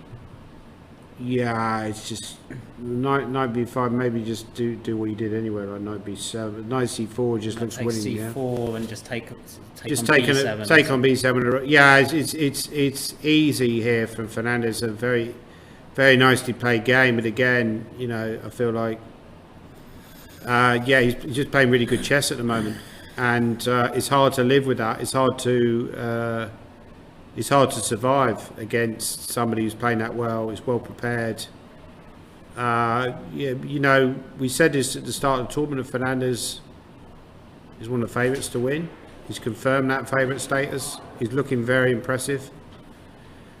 I feel like now the tournament is very much in a balance, Adam, because this Nick Pert game is now super critical. He's such a good defender, Nick. If he holds this game, let's imagine a scenario where Fernandez wins tomorrow against somebody, and Adams fails again to win with black. You could have a situation where Fernandez is going Just to last. needs a draw. He just needs a draw, yeah. And he could even just offer a quick draw. Yeah, so, possible. situation's looking critical. Could we switch back to the Nick Pert game? Apparently, ball 3, Harry's thrown away his winning advantage. So Nerves are playing a let's role, take man. just a quick look at that one. Let me just change the names so we got those up as well. So we left this one with knight f2, and what were we thinking? Just rook f1. Yeah, he played rook f1. Okay, that looks good. h4, didn't see that move. And now he's sacked his queen. With queen takes f2. Apparently, I've already seen the move here because I was checking this line earlier. Apparently, the move here, instead of taking on f2, there's a better move. Well, there's probably up. Well, I'm really shocked he did that full stop anyway. Maybe he was worried about like queen e5 and some knight h3 and queen g6 stuff. He would have been concerned about that because queen e5, you can take on h3. And then there's queen g6, and then like rook f1, and there'll be a rook c2 is very important. But I think after h4 in the earlier variation, just to show some of the ideas there. Yeah, very good for black. Just the computer move, queen h2, super patient. And now you are threatening now to take the knight. Yeah. What do you do? I mean, I'm kind of shocked that he didn't play it, but queen h2 is not that difficult to find, is it really? No, especially the fact that that queen's got space to come back out into. I'm kind of surprised you didn't play that Like, move. how do I even maintain my knight on f2? Because you really lose so much control over the game when you lose your queen, right? You lose your queen, and essentially, you know, the piece that you control the game with is just gone. So suddenly you're really vulnerable to your opponent's threats and ideas. I could see Harry losing this now. Maybe not losing it, but certainly a draw becomes much more likely. Again, probably quite a good move here by black. Just to assume that Harry was obviously thinking, well, okay, I'll take the rook, I'm going to force that rook to move, and then maybe we'll get something like d takes, c takes d5. Maybe miscalculate this line After earlier. pawn takes here, he now didn't take the rook. I'm guessing he might get one of his bishops might get stuck together as well. King h1, queen e2 or something. Rook c1 is forced. E3 or something, maybe. Yeah, you could even queen maybe d2, yeah. you could have maybe even had this with the queen on d2. Yeah, even better. I mean, but even like, I don't think this can be a miscalculation, because even if you didn't have this taken on c4 move, let's say, for just play devil's advocate, let's say I just went instead of d takes c4, and I just took on, or even taken on c2. Is that so easy to win? Yeah, I mean, okay, you're better there, and then I took. I mean, you're probably white is better, but white is maybe even winning. But yeah, at least this way I've got some route in with my knight, perhaps. yeah, I mean, I'm worse there and probably losing. But you know, why would you even allow this when you had this queen h2 move earlier? Yeah. It's really strange by Harry what he's done here. All right, I think we'll go on a break, Danny. We've been going, Sure, mate. going, and we're going to finish again. Danny's got another one of his famous masterclasses, world-class masterclass tonight at 7 o'clock. So we'll be going to look for about another hour. So we'll have maybe just a brief break. We've only had one so far, so 5-minute break, and then we'll be back on. I need a cup of tea, I think. Yeah, good idea. Yeah. Okay.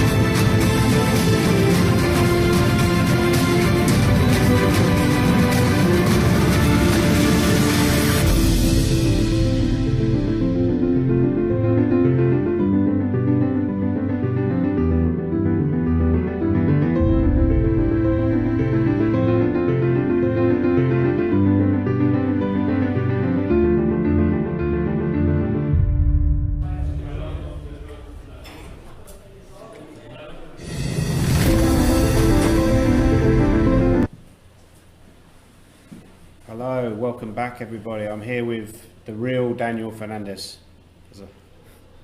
Thanks for having me. Yeah, and he just won a game against local player Mark Hebden.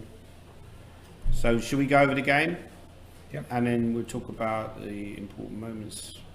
We're struggling with this mouse a little bit. Okay, so actually, what I noticed, I played you in a tournament in Belgium a few days ago probably, and that game didn't end well for me. I lost that game, but I noticed you played a lot of different openings with white. Yeah, I was targeting something specific in the Fianchetto King's Indian, which didn't happen because he played, well, an early c5, which I didn't expect. Right, okay. Yeah. So it depends quite heavily on the opponent. So do you think he was preparing a lot for maybe e4, or do you think that he was just sort of had something vaguely prepared? I think he plays the same against a lot of people, doesn't he? Quite predictable. Just click on moves up at the top, that will make your life easier. Okay. Analysis up at the top. Analysis, sorry. Click on moves. Right. Okay, so let's just get through the opening. Sorry. D6, D4, yeah. This is a variation, isn't it? Oh no, hang on. Sorry, yeah. Yeah. Click on moves. Right, yeah. Exactly. So C5. Yeah, I wasn't quite expecting him to go c5 because he normally plays this line with knight c6 and then white castles and then rook b8, and that's right. Fischer's not a big fan. Yeah, that's what Adam was saying. But I said during the broadcast that when I played Matthew Wadsworth in English Championships, we had a G3 King's Indian, and I was talking about that game afterwards with Mark, and he said, "Why didn't you play this move C5 that Gawain Jones recommends as chessable course?" Mm-hmm. So I think a lot of his preparation actually is based around chessable. Do you use chessable at all yourself? No, I'm not familiar with the course. I did see a game of Mark's, one singular game where he played the gambit line. So if white short castles here, right, black can play c takes d4, knight takes d4, knight c6, and then that's okay. A gambit which has been analysed. I guess right, to equality, but yes. I'm not 100% sure. So in this position, what is it, black's supposed to go rook b8 or not? Rook b8, yeah. It's also bishop h3, that's maybe not as good. Right. And then what does white play? Bishop g2 or rook e1? I think you take on a8, queen takes a8, and then f3. Wow. Could be mistaken. And then white's supposed to be slightly better. Yeah, you just sort of hug the pawn, queen d3, b3, do what you got to do. Well, black does have some compensation, right? Yeah. Okay, so that's interesting. But rook b8 is also playable. And they try for queen a5 or what? Yeah, rook b8 Mark played in his game. Forgot who it was against, but white should go bishop back to g2. Right. And then he goes queen a5, and there's some comp, but it's okay. It's not. A line. Yeah, interesting. Right. Okay. So in the game, that didn't happen because you decided not to castle. You took. I saw c5 and decided I wanted to just remove pawns from the centre, because my read is that Mark is perhaps slightly less comfortable when there are not that many pawns in the centre. Oh right, okay. So yeah, that's interesting. I never bothered to prepare that deeply, but right. So you've seen his games before, and you feel like when he's not getting central play, he's not getting dynamic central play, he's not quite as strong. Is that the... Something like that. So maybe the engine would prefer me to play d5 and go into some Benoni or Benko type structure, but I know he's incredibly familiar with those. So a lot of your preparation is based on how you read the opponent, and you go into the psychology of the opponent. That's interesting. So what did you think about me when you played me? Did you think that guy's just rubbish? Well, okay, my read on you then is that if I can somehow get to a plus 0.5 or plus maybe 1, let's give you plus 1 position. Yeah. Then you might not defend as robustly as before. I still have to get there. Right, so I have a tendency to collapse is what you're saying. Yeah. Thanks. At least I don't feel bad now. You did ask. I know what you mean though, I know what you mean. Yeah, I asked, it was my mistake. But yeah, this is interesting. So bishop e3. So you very quickly got an endgame. Bishop e3, I quite like the way you played. And so was this still part of your preparation, or you left your opening spot by this point? Yeah, I'd left it by this point. I didn't much fancy playing that gambit line. I thought I'll just simplify the position and try to not have any losing chances first of all, and then see if he makes a mistake after that. But also it's quite a simple position to play with white, right? Yeah. And what would you have done? Sorry, if they'd just gone knight a6, what would you Probably have short castle and start fighting for the d file. I have also some ideas of knight e5, but I'm not sure if I'm ready for that. Right. Knight e5 just to try and keep his And queen then side maybe pieces in come back jail. to d3 and put pressure on c5 that way. Yeah, something like that. Right. I feel like short castle should be in my agenda anyway, so maybe I should do that one first. But knight Yeah. e5 has the plus point that maybe I rule out knight g4 if that's a thing. Yes. Yeah, because I saw that you did that in the game, because eventually you went h3, right? Yeah. And then, so he gave out the pawn, which is kind of Mark's style to just play actively. So I wasn't necessarily expecting bishop e6. I thought he would play knight d7, Yes. and then he can go knight b6 or knight e5 on the following move and just hit my c Oh, pawn that way. instead of going bishop e6 at all. Yeah. So in this position, just go knight d7. No, sorry, after I take on c5. Right. So go knight d7 here, yeah. Yeah. Yeah, that looks more natural to me. Right. And you intending what, bishop a3 or bishop e3? Bishop e3 I think I need to play, because he's likely going knight b6 in any case. Right. And then at That's least I have interesting. knight d2 and he can't sack the exchange on d2. Or at least I hope not. No, but some cowboys would. If the bishop was on a3, then maybe rook takes d2 is more worrying. Right, And then- right, and then and knight it takes the c4 bishop. and then take, and so just to show that to the viewers, what Daniel's suggesting there is bishop a3, knight here, knight d2. If white tries to consolidate, this is then looking like very juicy compensation because of knight takes a3, and then I guess the bishop will come out either to e6 or f5, and then rook Yeah. will very quickly. Also knight d4 maybe possibly near as well. I mean, the e-file bar is obviously all over the place, but just in a hand-waving sense, this felt extremely uncomfortable. His bishop on that long diagonal. My pawn, Yeah. doubled A pawns, open Exactly. d-file. It's not ideal. Yeah, so I feel like a lot of chess mastery or whatever is about process of elimination, right? How you calculate variations, just say, well, I don't want to play this because this is awkward and so on, right? Yeah, so I thought I'd drop back to e3 and in some line he would regain the c4 pawn and we'd just have quite a symmetrical position. Yeah. So in the game, after bishop e6, I mean, what was his body language at this point? Did you feel that he was uncomfortable, or did you feel that he was playing these moves quite quickly or confidently, or you felt like he was just out of his preparation, or what did you think about it? Or do you not really care about your opponent? Well, he played bishop e6 fairly quickly, so I assumed he was familiar either with this exact position or maybe the version where I played castle instead of knight c3 or something like Right. that.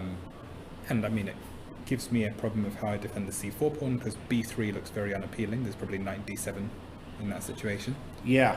So I have to play knight d2, which then means I can't short castle in the immediate future. But apparently his next move was a bit of a mistake, so I presume knight d7 was maybe something that you thought about, or... Yeah, I thought knight d7, I think I still go back to e3. In that situation, I'm Yeah. quite happy that he doesn't have knight g4 anymore, because my bishop would Right. otherwise suffer. So I go back to e3, he'll probably play some move like knight b6 or knight d5 again. Yes. And then I think of how to squeeze this. So potentially I start with rook c1, some healthy looking move like that. He grabs on c4, Yeah. knight takes, bishop takes, I may play b3, see where the bishop Right. lands. Right, that's interesting. And if bishop a6, potentially I try and get to c5 with the knight, and D5 you mean? Oh no, sorry, C5, like knight A4 or knight yeah, E4. one of those things. So you wouldn't be concerned about a move like knight D4 then? Maybe I should be.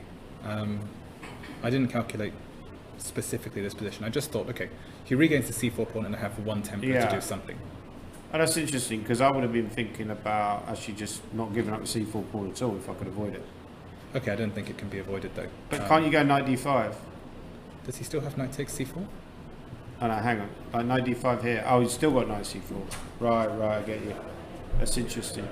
Yeah, so basically you're quite an objective player. You understood that maybe you might lose that pawn back, but you weren't too concerned Yeah. about...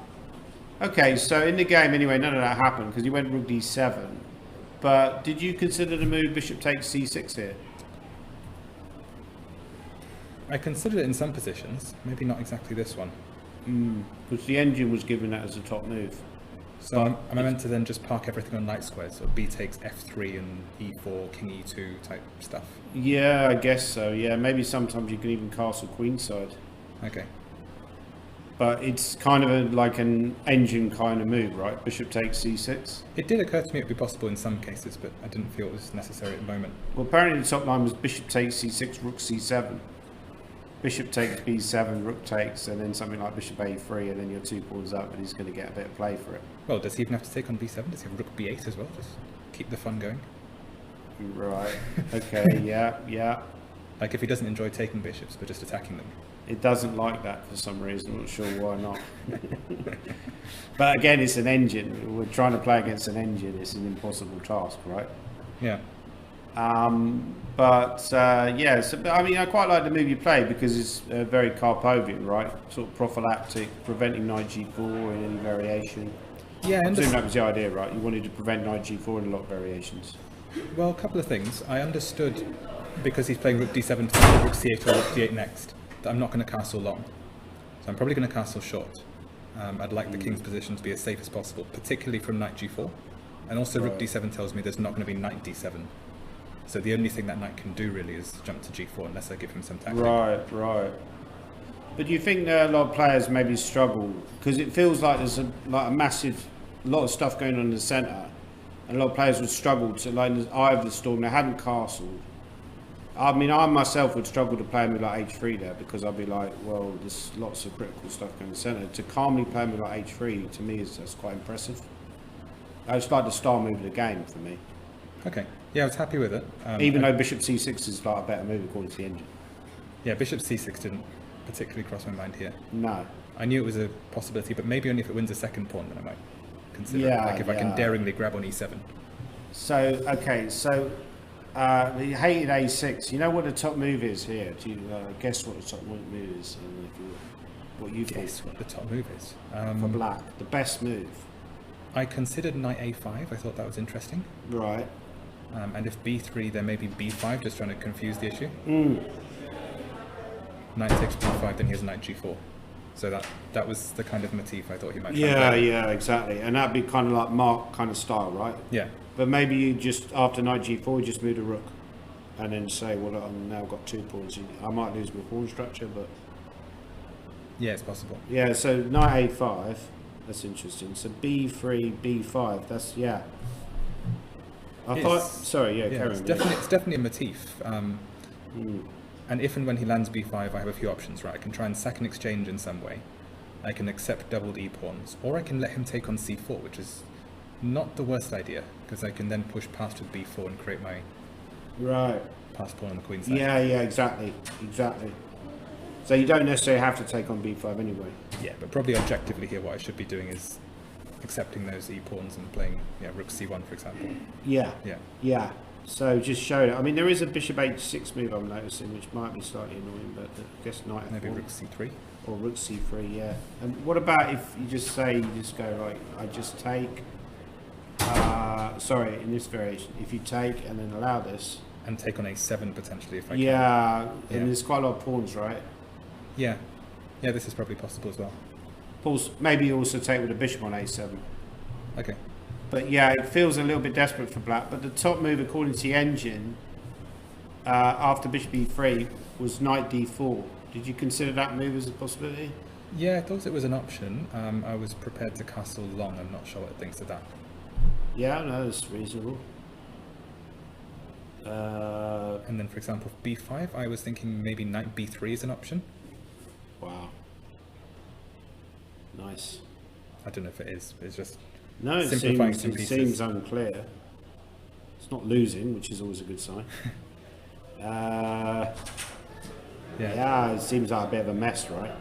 And after long casting, okay, he can take on c4 as well instead of playing. Yeah, I mean that's kind of what I would consider as black. Yeah, So just liquidate everything, chop on c4, chop on d4 twice, and then take on b7 in case I still have a pawn. Yeah. So that's worth looking at as well. So let's just trade everything off. Yeah. The big chop. Maybe I still have some clever things to do with rook d1 first, but okay, take on b7, let's say. Yes. Yeah, this is fairly reasonable. I mean, I guess he has rook b4 as an annoying try, but... Yeah, I guess in this case it just becomes a really slow grind. An extra pawn on the queen side. But I've noticed in your games, Daniel, you are quite a good endgame player. Or is that something you think you've improved over the years, or just more recent? Yeah, I mean, 5 or 6 years ago I'd have hated going into an ending against Mark. Right. Now I'm sort of happy with it. Yeah, which is quite a big asset to have because he's also quite a dangerous attacking player. So if you can like get the piece off, yeah, I think maybe that was the key. So anyway, let's see how the game finished. I don't know if there's any interesting moments worth talking. After A6, you played Rook C1. Did you consider the move Knight A4 as well potentially? Yeah, I mean it's the reflex after he plays A6 to sort of weaken the B6 and C5 squares. I thought he would reply to this with Knight B4, which didn't make me that comfortable. And then it said Knight B6 anyway. Was just close to winning, I think. Okay, yeah, I might have been lazy with the calculation there. Just thought, okay, he takes on A1 or yeah. I something. mean, I think the problem that Adam pointed out, if you take on A1, I just take on C8, and then if you take on D2, obviously I'm going to hit A1 at the end, and otherwise maybe the knight will come back, whereas the other knight is going to have a problem on A1 that can't escape. Yeah, I think when you're in the calculation phase rather than seeing it in front of you on the board, this could feel tangled. No, I agree with you. Yeah, I mean, I feel like Knight B4, you'd see Knight B4 and you'd like, well, that looks kind of scary, right? Yeah. And yeah, you don't even allow this capture on E3 as well, potentially. So I quite like what you did. Rook C1, just basically really he's under pressure to kind of come up with something clever here. And I think once, I said this to Adam, once you play moves like Knight E8, the slow moves like that, and you're pawn down, it's a bad sign. Yeah. And I was running a bit short of time at this point, so I wanted to play relatively simple chess, preferably trade a pair of rooks on the D file before I do much else. yeah, This yeah. is when he sacked the exchange, which I guess is desperation, but he could play move like bishop E5 and then I have to Right. continue with the current material balance. Maybe I'm taking that and playing F4 and then trying to trade my rooks, sort of Knight E4 or something. Maybe bishop E5, Knight E5, F4, Right. Knight C6, Knight E4, and so on. Knight, so what was he play here? I guess Knight C6, C6. and then Knight E4. It's just a pawn up though, isn't it? It's an extra pawn Yeah. for nothing. And a good position, right? So you'd be confident of converting this. Eventually, I'd need to get to move 40 first. Maybe slip some of the advantage along the way. Right. Hopefully not too much.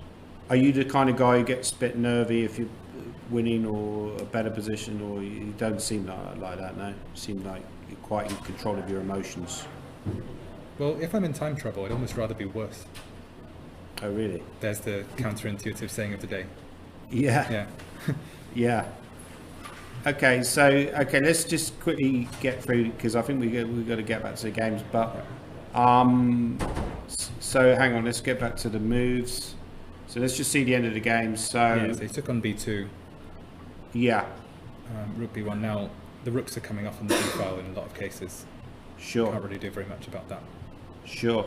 Rook D3 I felt was nice. If he plays bishop B4, I have A3, and then the Yes. bishop is close to traps. Bishop E1. You've got King F1, right? Yeah. So essentially, this is just game over for Black now. And then he decided to resign off. Did you go over the game with Mark afterwards? No, not at all. He wasn't very happy, or did you talk with him after the game? Yeah, just left. Okay, right.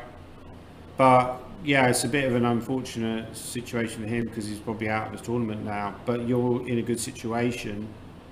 Are you jumping ahead and starting to think about being British champion, or do you don't really care less? Well, tomorrow I have an incredibly difficult game. Right. Depending on the result, it could be Nick, it could be Harry Grieve. It'll be someone, well, in both cases, British champions. Exactly. So Exactly. we'll not get ahead Yeah, of you ourselves. can't jump ahead, and Adams has still got tough opponents to play as well. So yeah, well, thanks anyway, Daniel, for going through the game with us. Yeah. Good luck in the rest of the tournament, and yeah, I hope you do well. Thanks for having me.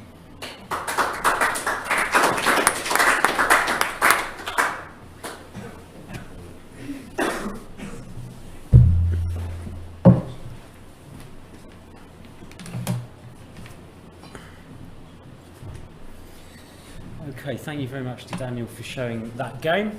And as you say, he's put himself in a good position with two rounds to play. And what I suspect here will suggest we just go back to board one to see what's the current situation. Yeah, definitely. It looked to be not good for Nick when I left it. Indeed, that's continued to be the case. Adams ruthless as ever. So we left it in a position where it looked like Nick was actually fighting after A5, I think. And yeah, there was some moment where I think the key moment was where apparently he went for the counterplay with C5. right. And it was interesting because we were chatting there to Daniel Fernandez, and I cheekily asked him how would he prepare for me? What would he say my weaknesses? And he said something about, maybe if you're getting a worse position, you're not defending as well as other people as stubbornly, which I think has some truth behind it actually. But I always thought that I was a good defender, but now I've been told that I'm a terrible defender, and I'm basically just lashing out when I'm worse. But yeah, there's a lot of truth to that. It's nice to hear other people's opinions. Yeah, other people's opinion, basically just. Yeah, but the thing is, I think that's an interesting point because with Nick here, he's gone for a situation where maybe a more stubborn defender would not have played the move C5. They would have.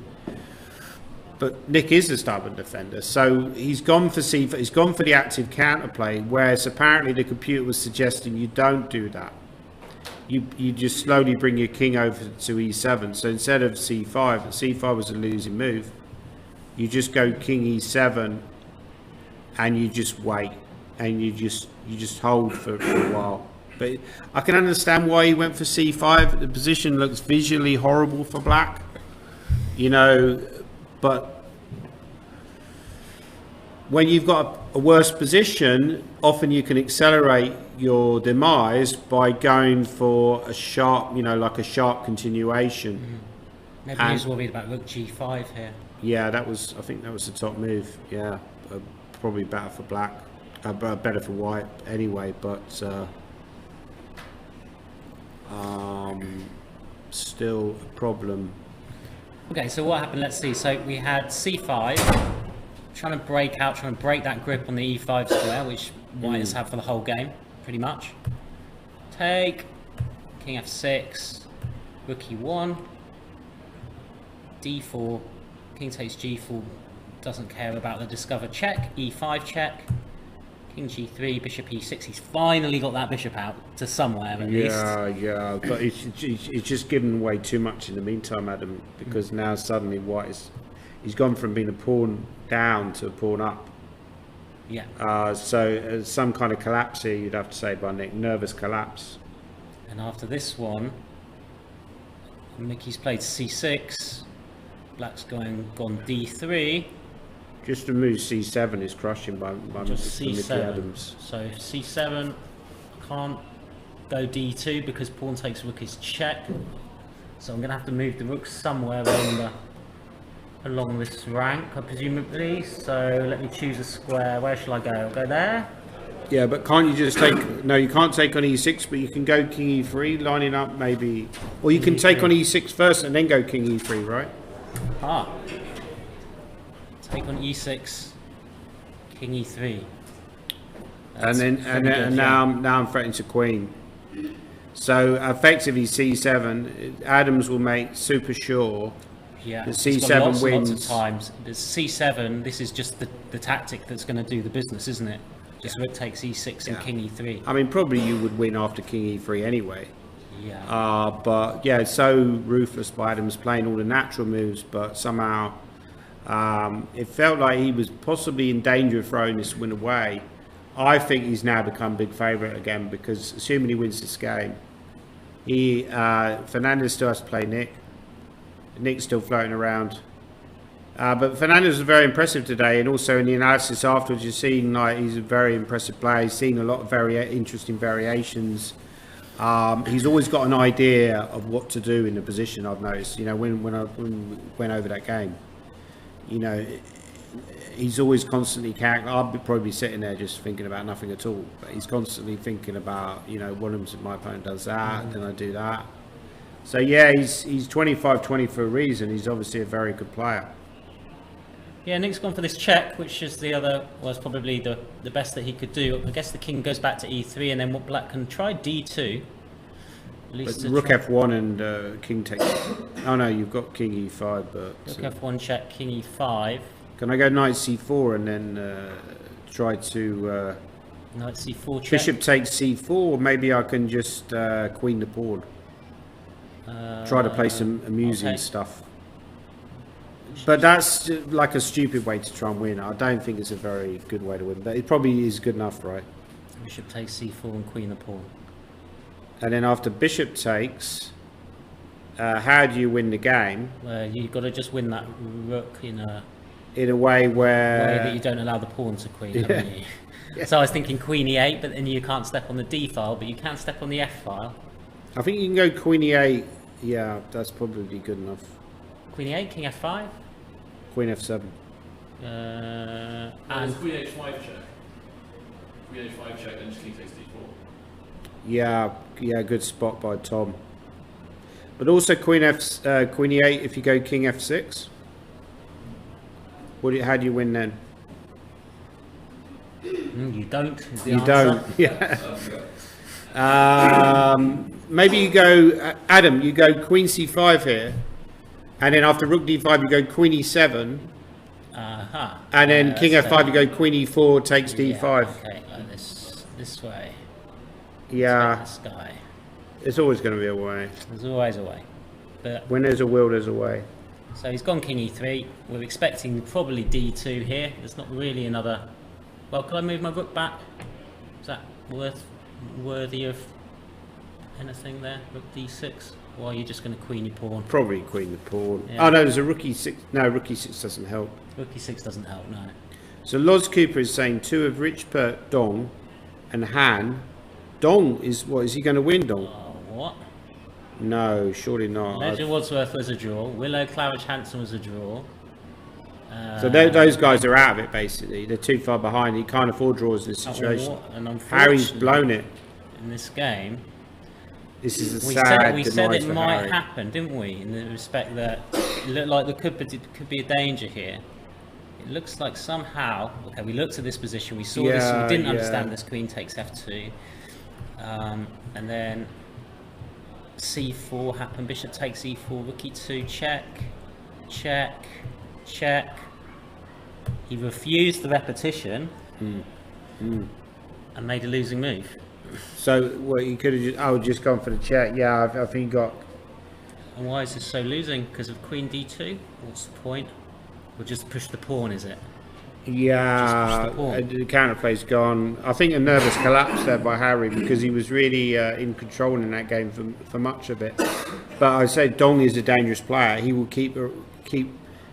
You know, he's not the guy who's going to just try and defend a technical end game. He will just go all in. You know, he's very. First time I played him, actually, he played a Benko Gambit, which is again a very aggressive opening. He's a very aggressive player. Somebody said that Blair Chess, which is Blair Connell, thinks it will be Per Adams. So he's going to have like the Can't be double. Oh, Richard Pert. Richard Pert, so he's going to maybe he's going to beat both the Perts.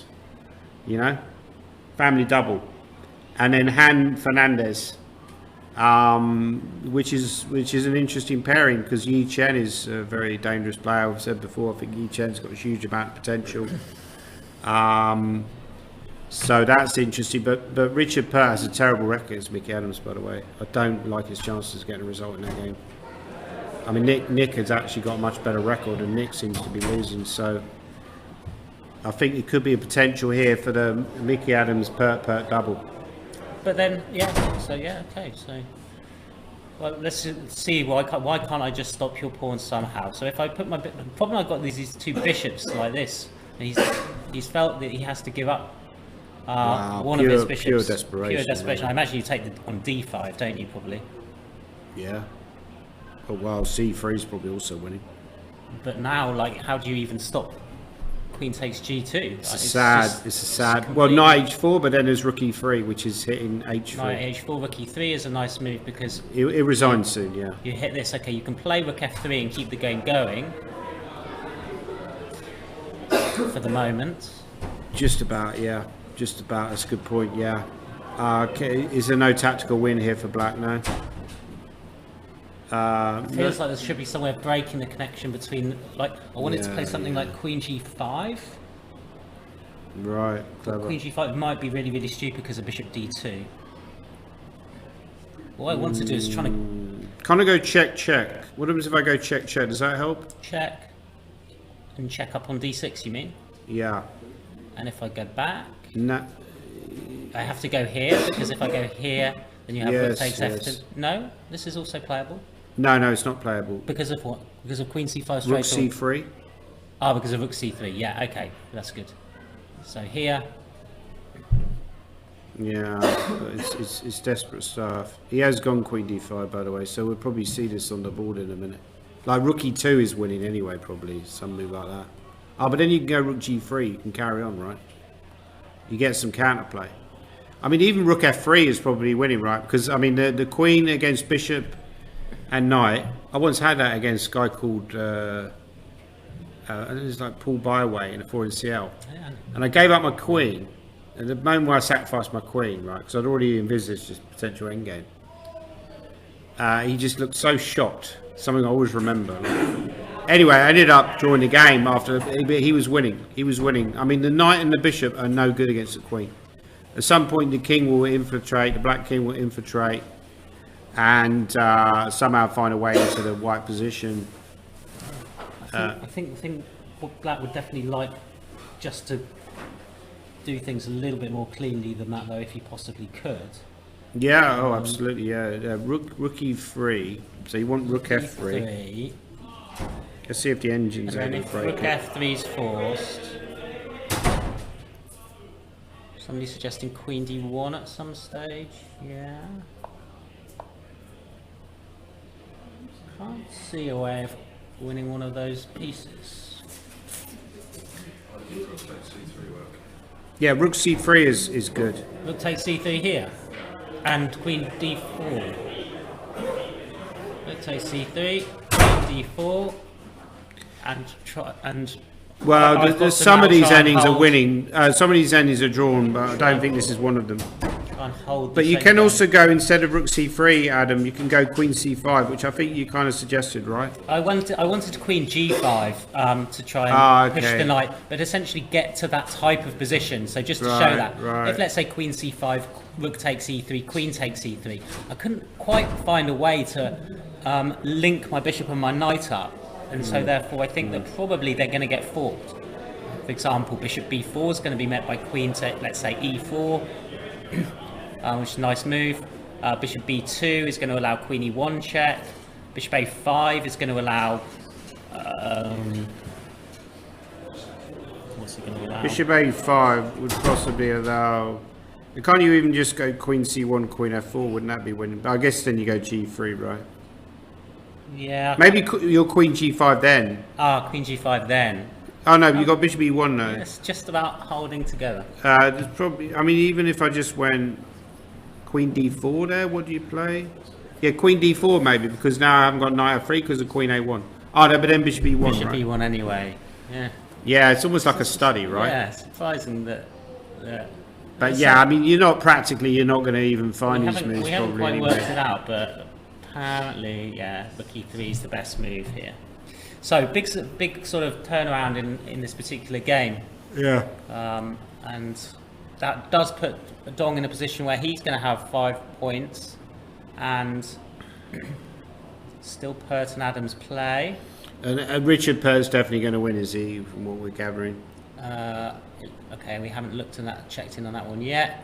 So what happened? He did go king e3, rook d6, sorry, d6, and now king e4. What? Nah, he's resigned. That's what's happened. Oh yeah.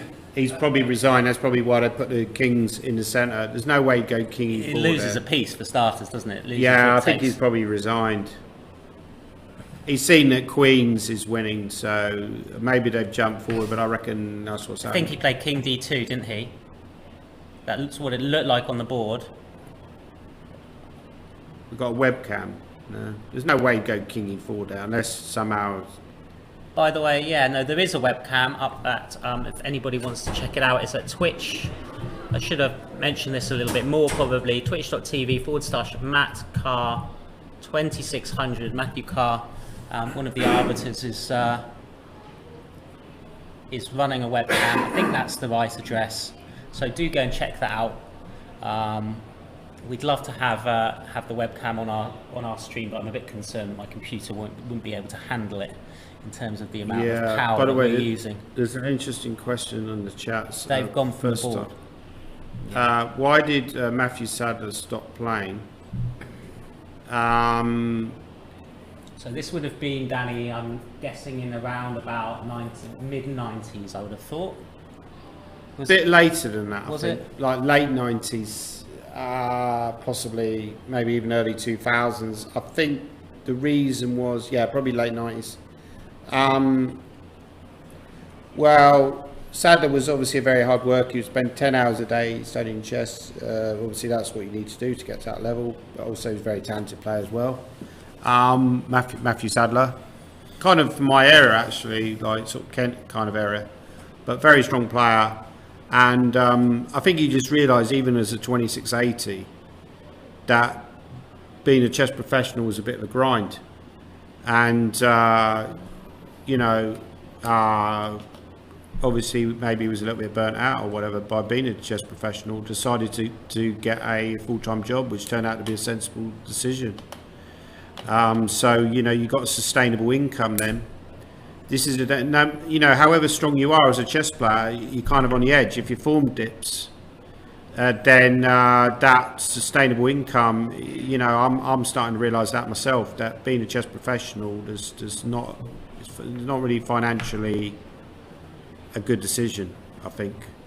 Or you're having to do, maybe he wasn't somebody who wanted to do a lot of coaching or a lot of writing to sustain that lifestyle. I think also there was some story about him playing in a tournament in south of France against people like Anand and Kramnik, and kind of realising however hard he worked on chess, he couldn't quite reach that top level. I seem to remember that he got some invites, so I thought it was a Vaikanze, but it might have been the south of France. It was like Monaco, like they used to do his blindfold and rapid play tournament in Monaco, and he got an invite to that, and I think he was like playing against these guys and like analysing them and realising that seems to have sort of left the scene around about he was getting to that level of getting the invites, and then he played maybe again. just I mean, having he some had tournaments and realising that there's still another level in of terms course, of class. Of course. Well, you'd kind of realise that. I mean, I remember Michael Adams once told me, he was playing against Kasparov once, first time playing against Kasparov, and he realised it was almost like a different level, like he's been playing against some of the best players in the world, but when you play Kasparov, World Championship level, is like an amazing level. So there is some element of that to it, but not everybody's comfortable with being a chess professional. I'm kind of getting that way myself, that I kind of feel like I want to try other things in life before it's too late to change careers, before I get too old to change careers. So, but getting into other activities is not easy. But he became a computer programmer, or what's the word when they fix computers? It was Technician? It was kind of like a IT technical expert. technician? IT help. He would kind of help people with problems with their computers. And I think he was getting like 80,000 a year for that. Whereas as a chess player, even if you're 2600, where's your income coming from? Your income isn't that great, right? You might get like your money to play a chess league. You might play a few chess tournaments. You might win a few chess tournaments. I mean, I think, 2600s now, they're probably doing well. If they don't do chessable and stuff like that, do a lot of coaching, they're probably doing well to make more than, say, 30 or 40 grand a year, right? Yeah, probably. Which is not a great income considering you're one of the best. I just read something today. Jordan Henderson's just signed a contract to go to Saudi Arabia. Bit of controversy about that. Is on 700,000 a week. That's more than chess players making their entire career. So, it's a lot of money. So, I should have got into football. Even being a bad footballer is better than being a good chess player, basically, right? Money-wise. Money-wise, we still love chess, though, don't we? We love chess. That's why we're here. We love chess. We love talking about chess. Well, probably not after this week. Be a bit sick of talking about chess. But interesting games here. I think people's collapsing. We've seen some weird collapses today. Like Harry was a weird collapse. Wouldn't Yeah, expect that. This one's been under Richard's control for quite some time, I think. So Yeah, he's done well actually. He's done the technical phase. It seems like he's doing the right things. So I think Richard versus Adams tomorrow is going to be a very interesting pairing because Richard will be white, and if he does play Adams, that's going to be an interesting pairing. By the way, anyone in the commentary room, I'm doing a masterclass after this from 7 p.m. So I'm going to be handing out chocolates and sweets and presents, prizes and stuff. So stick around for that if you can. We're going to be doing lead chess puzzles. okay, so we're gonna go for about another 5 minutes or so because we've got to get Danny set up and ready to rumble. It looks like the Adams game has finished, so we were assuming that he's won, although it's not actually. And maybe he blundered with King E4 and resigned. I'm sorry? Adams has won, it says on chess results. Adams has won, it says on chess results. Okay, that's fine, that's good. I've now lost my name, so this is going to be really, really confusing. Okay, back up. Somebody said get Saudis to sponsor the 4NCL. Did you show how Richard actually got that one position? Oh yeah, it was a big blunder in that game. It was a big blunder. Yeah, it was It crazy. was Simon Williams style, wasn't it? He just played c5 and allowed a skewer. He just blundered. Did you see? Have you Typical seen? calculation mistake, right? He allowed his bishop b3. It was a real shocker, actually. I'll show you. So yeah, I mean, Max had fine position. He's like in control, equal, and then in this position, he just played c5. I missed that. Oh, Yeah, so I mean, essentially, what we're getting now, assuming it's right about Adams winning, which I think it must be, is we've got some separation now. So it's looking very much like the winner's going to be either Keith Arkle, or maybe in the seniors, right? The winner's going to be Michael Adams or Daniel Fernandez, who was in the commentary room earlier. So essentially, I predicted, I called that right? Because I said at some point there could be some separation from the rest You of did the field. say that, yeah. And that's essentially what's happened. So, but the pressure is now on Daniel Fernandez to keep winning because Michael Adams has not let him get away. I think he's going to be trying to beat Richard tomorrow with black. He's got a very good record against Richard. Richard will be nervous about that game, but he has got the white pieces. So, Yeah, somebody's saying Mickey Adams has made a massive blunder and your commentary is on this. Well, we don't think he has made a massive blunder, actually. In fact, the game is just had a misfeed, basically. yeah. So What's happened is they put the king on resigned. e4. Which is what happens when you... Sorry, I interrupted Yeah, you. yeah. Sorry, yeah, the king on e4, because what happens at the end of the chess game is you put the kings in the middle of the board, and often what they do on the feed is they somehow make the mistake that they think the game is still going, they think that white has played king e4, which in this position would be a legal move. With a lot of chess games, king e4 wouldn't make much sense anyway. But in this position, because the king's already on e3, they feel that naturally he's played king e4. In fact, he hasn't. Nicholas Pert's got to this position, he's played a move, but realised actually the position's so hopeless, there's no point carrying on. So I might as well resign without even waiting for Adams to make a move. But of course, on the feed, it's then stupidly decided that Adams has played king e4, which would lose the game in one move. Is essentially He looks like he played king d2 in this particular position. And more likely. Rook takes e6 and c8 are both threats, so this is why Nick has decided to resign. He obviously stops the passed pawn as well. Apparently, Danny, we've had we're over 2,700 viewers, which is amazing. One of the reasons apparently is because there's no other big chess streamers online. We are the big chess streamers. You know, who cares about? You can keep your Hikarus and your Magnuses and your Boteses. You know, this is where it's at. You don't get singing on their channels. Yeah, although you have retired from that. I've retired officially. from singing. YouTube is where you find the real singing. All right, guys, we'll wrap things up there. Thank you very much for everybody who's joined us. We're back tomorrow for round 8 from 2:30. Don't forget, if you're looking to watch the final round, which is Sunday, it's 10 o'clock start, not a 2:30 start. So just to let you know that do not come to the commentary on Sunday at 2:30. Although at that point you may see a playoff, which should be very interesting. But our coverage will be starting earlier in the day. All right. Okay. Thanks ever so much. Have a great evening, everybody. Bye for now.